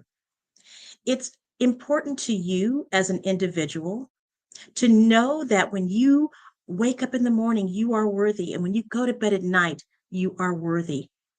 And as you stand and live in that sense of worth, you are passing that down generation to generation to generation. Knowing our inherent worth means that we are able to express ourselves in greater ways. It means that we're able to speak more clearly, that our thoughts come from a place of knowing that we are worthy. We are worthy of having a healthy body. We are worthy of being financially free. We are worthy of having the life experience that we desire. We are worthy of living wherever we want to live in the world and being all that we can be while we're here. So as I step into this experience of being a chief executive officer of Fave Unite TV, I step in knowing my worth, knowing that this concept and this idea is worthy of being, that this concept of bringing people together, fans, artists, and venues in a dynamic atmosphere is worthy of being, because I am worthy of being. The other thing that you may have picked up on is that as a Black woman in business, in the entertainment industry or whatever, that's also a very interesting road. It's interesting because, you see, we are often disenfranchised when it comes to the world of, as you saw in some of the advertisements, that we are disenfranchised when it comes to finances, education, and certainly entrepreneurship. And so it's important as a Black woman that I stand for Black entrepreneurship and that I stand for Black women in entrepreneurship. Because we have something to give, we have something to say, and we have something to market. Our ideas, our concepts, our inventions are extremely important to the world. And it is important that we acknowledge that we have stepped into that world of entrepreneurship, of invention, of business ownership, because we have so many young girls who are looking at us, watching us, wondering how they're going to make their way in the world, whether they are artists, whether they are bakers, whether they are in the world of finance, whatever it is. They need to see us. They need to see us stepping out and stepping into our genius. They need to see us being bold, proactive, creative, industrious, and competitive. So I am very excited to be a Black woman entrepreneur. And I'm excited that there are more and more platforms that give us space to share that information. And that one of those platforms is Fave Unite TV. So I'm going to be really candid with you right now. We are looking for content creators. We are looking for people that are looking for a place to have their works known, for their creative genius to be seen. And so I would invite you to go to faveunitetv.com. That's FAVUNITETV.com and see some of the content that is there. We're looking for Black women filmmakers, Black women entrepreneurs. We're looking for Black businesses, period, because we have a voice and a stake in the success of our people. And so I would love to have you join us on that journey. And as a supporter of Black businesses, we want you to subscribe. Yes, we do. We are offering an introductory price of $2.99. And because you're jumping in early, we're going to discount you $1. So subscribe for $1.99 on faveunitetv.com. Explore the content, be a part of the platform, and as a business, advertise on faveunitetv.com. I want to tell you a little bit about my background. You heard in the bio and the introduction that I was born, my parents named me Gretchen Elizabeth in 1962. And that was at the height of the civil rights movement. In fact, of course, you know that we are celebrating 60 years of the March on Washington. So that's the world I grew up in. And my parents named me Gretchen Elizabeth.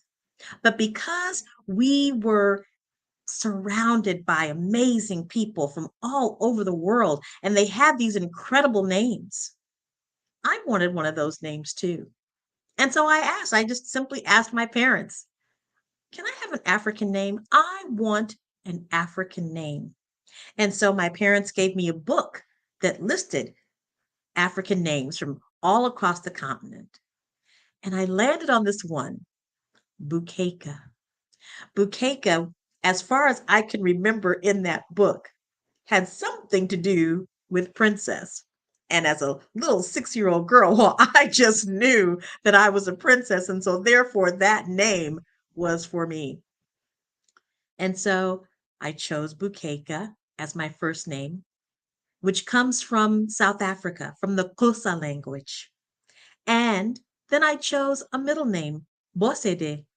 Bosede means born on Sunday. So as a little girl, I stepped out of the name Gretchen Elizabeth and stepped into Bukeka Bosede. So I really wasn't sure how impactful that was until I became an adult and started telling people that when I was 6 years old, I changed my name from Gretchen Elizabeth to Bukeka Bosede.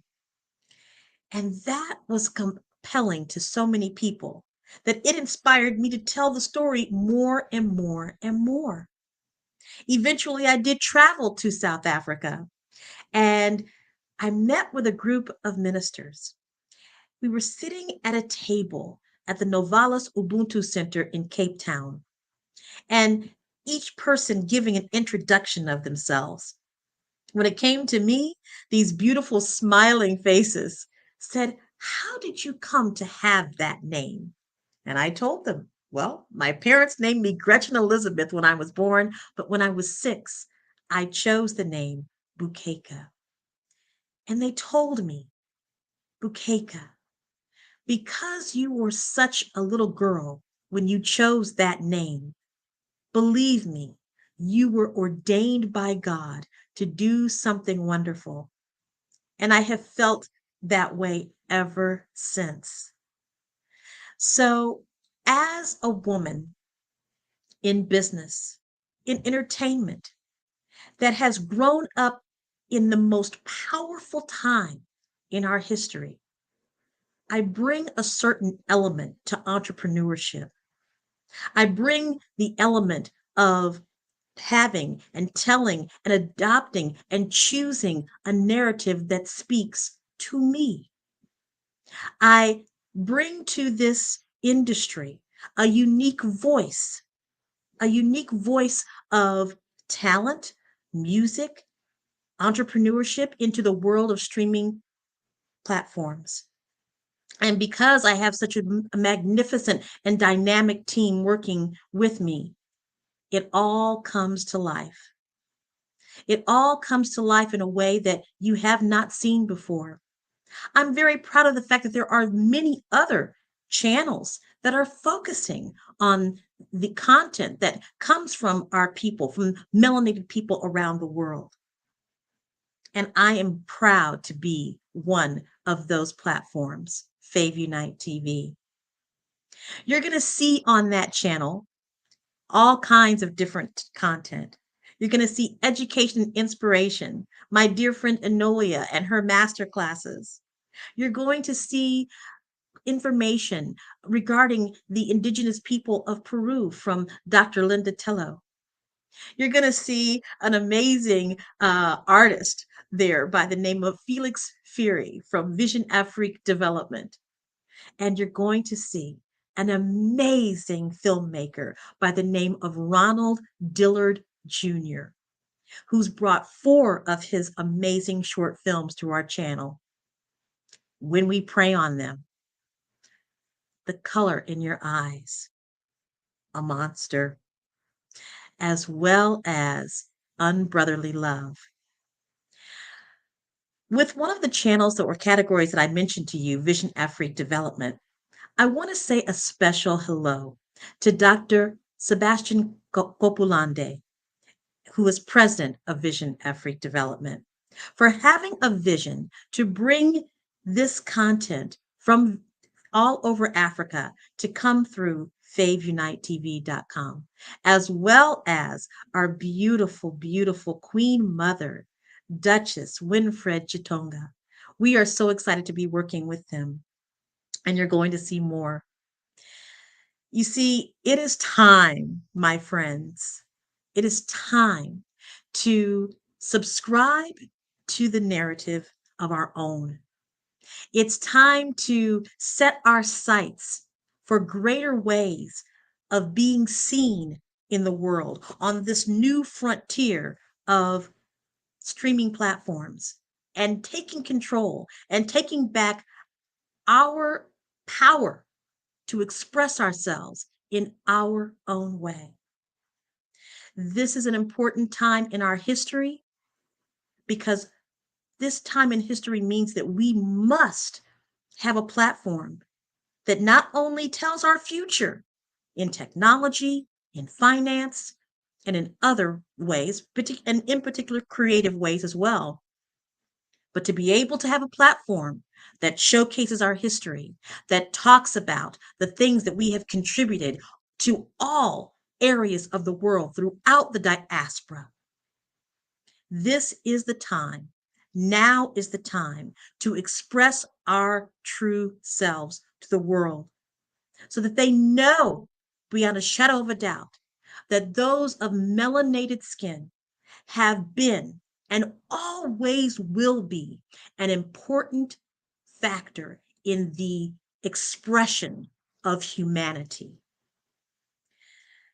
My passion is to use the power of my voice, again, to be a positive vibe in humanity, to use the power of my voice to express love, joy, peace, and harmony, and to use the power of my voice to be a way that people can connect to one another.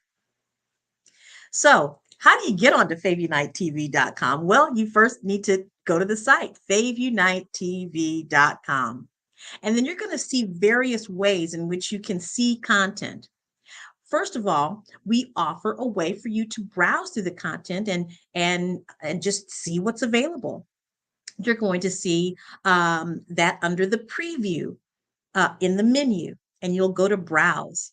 There's also ways that you'll be able to see specific things that are coming through from different parts of the world in our screening room. And then as you describe, when you describe to Fave Unite TV with your $1.99, You're going to be able to see other content that is not necessarily available on the open to everyone and browse section. We're going to be having dynamic events and places for you as content creators to showcase your content. One of the things that I think is very important for content creators to know on Fave Unite TV is that we take it upon ourselves to make sure that wherever we are, you are too. So we're here to help you get yourself exposed in all different types of ways. Now, there are lots of content creators out there that have millions of followers, lots of viewers, and they're doing a great job of monetizing themselves on different platforms.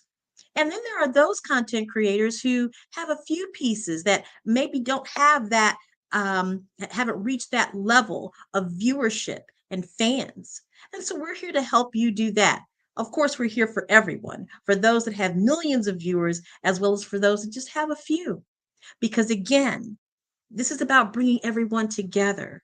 This is about bringing the fans, the artists, and the venues together. Now, as a venue, Fave Unite is a venue itself, but so is Vision Afrique Development, and so is UNESCO Creative Cities Kansas City. So therefore, you can have your platform on faveunitetv.com and show the content that comes in from your amazing organization. We pride ourselves on being able to work with you and determine what is it exactly that you need as a venue, as an artist. We already know that the fan wants to see unique and creative content from all over the world, so we've got that. But we want to make sure that those businesses, those entrepreneurs, for the products that you have and the missions and the visions that you have, also find a way on faveunitetv.com. So I invite you to contact us. You can go to our website, faveunitetv.com. You can email us at info@faveunitetv.com. This is an amazing way to contribute to and participate in the expression of the narrative that is coming from our community. It is a beautiful way to see all kinds of different content from around the world that expresses who we are in humanity. I think one of the things that we find that's a little bit challenging in this world of streaming is that there is a lot to offer, and we see the big ones as the go-to, right? I mean, I'm just going to say it. Everybody thinks that, well, I need to, all the filmmakers and so forth. Well, if I can get my work on Netflix, if I can get my work on Hulu, if I can get my work on these major platforms, wouldn't I be a success? Well, let me tell you something. There is a place that wants your content, that wants your films, that wants your music videos, that wants to bring you to a place where you can meet your fan up front. And that place is faveunitetv.com. So we are a platform for success. And what we want to do is we want to be that bar.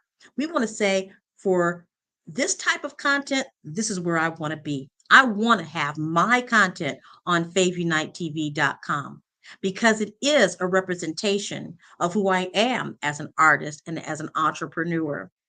And that's important. Because what happens is if you discount what a Black streaming channel has to offer by making these others very, very well-known platforms as the standard, then what are you saying about yourself? What are you saying about who you are as a melanated individual if your content can only be seen on platforms that don't necessarily reflect who you are? I want you to know that we are here for you, that we are here for you in the most dynamic way. This is important. This is important. We are looking for new as well as established artists to come to faveunitetv.com. The world is big. There is so much to offer. We are creative geniuses all around the world. We want you to know that you can come to faveunitetv.com, that you are supported. For those of you that are musicians, we have UNESCO Creative Cities of Music. We have Silly Money Records, our own record label. We have so many ways that you can connect with us through helping you improve what you're wanting to do as an artist, from educational platforms and classes and ways that you can learn more about how to improve your craft. Come to faveunitetv.com. I want again to say thank you so much for Black Business Network. This is so important. This is what the ancestors whose shoulders we stand on appreciate so much. And I thank you so much for having me here. Mrs. Bukeka, I'm serious. I am so elated with you. And I'm going to tell you why.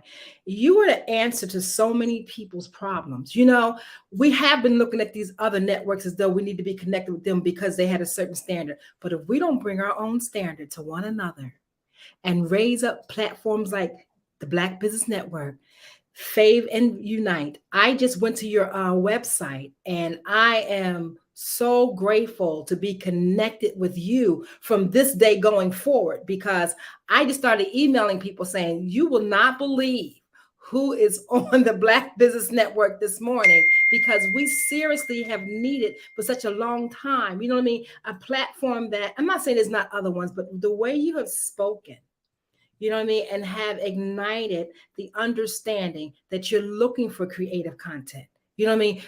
You're opening yourself that we can now say, I know those who are working in behind the scenes and their platforms looking for an opportunity of what you are bringing, even myself. I'll tell you, you made me sit back and think about when you changed your name. I changed my name. Very few people know that. I took my middle name and made it my first name, and made my first name my middle name, because growing up, I did not believe that name fit me. And even though my middle name meant one of God's most precious gifts, that's why my father and my mother named it. But I'm telling you, you bring women full figured to the front. And I'll tell you why. It's because, as we know, Black women's businesses are the fastest growing businesses. But how much are we really growing? You know what I mean? If we're not connected and unifying ourselves together, because you've got the juice I need. I got some content I can bring to you. You know what I mean? And so uniting, the name of the company was so well put together. So well put together. I'm telling you, Miss Bukeka, wow, wow, wow, wow. Thank you so much for allowing us to stand up. You know what I mean? Because I know, you know, if we don't expose ourselves more and more on this beautiful platform, the Black Business Network, then we understand we've been in the back far too long. We have the keys to the kingdom to do what we need to do for ourselves, because nobody can do it if we don't do it for ourselves.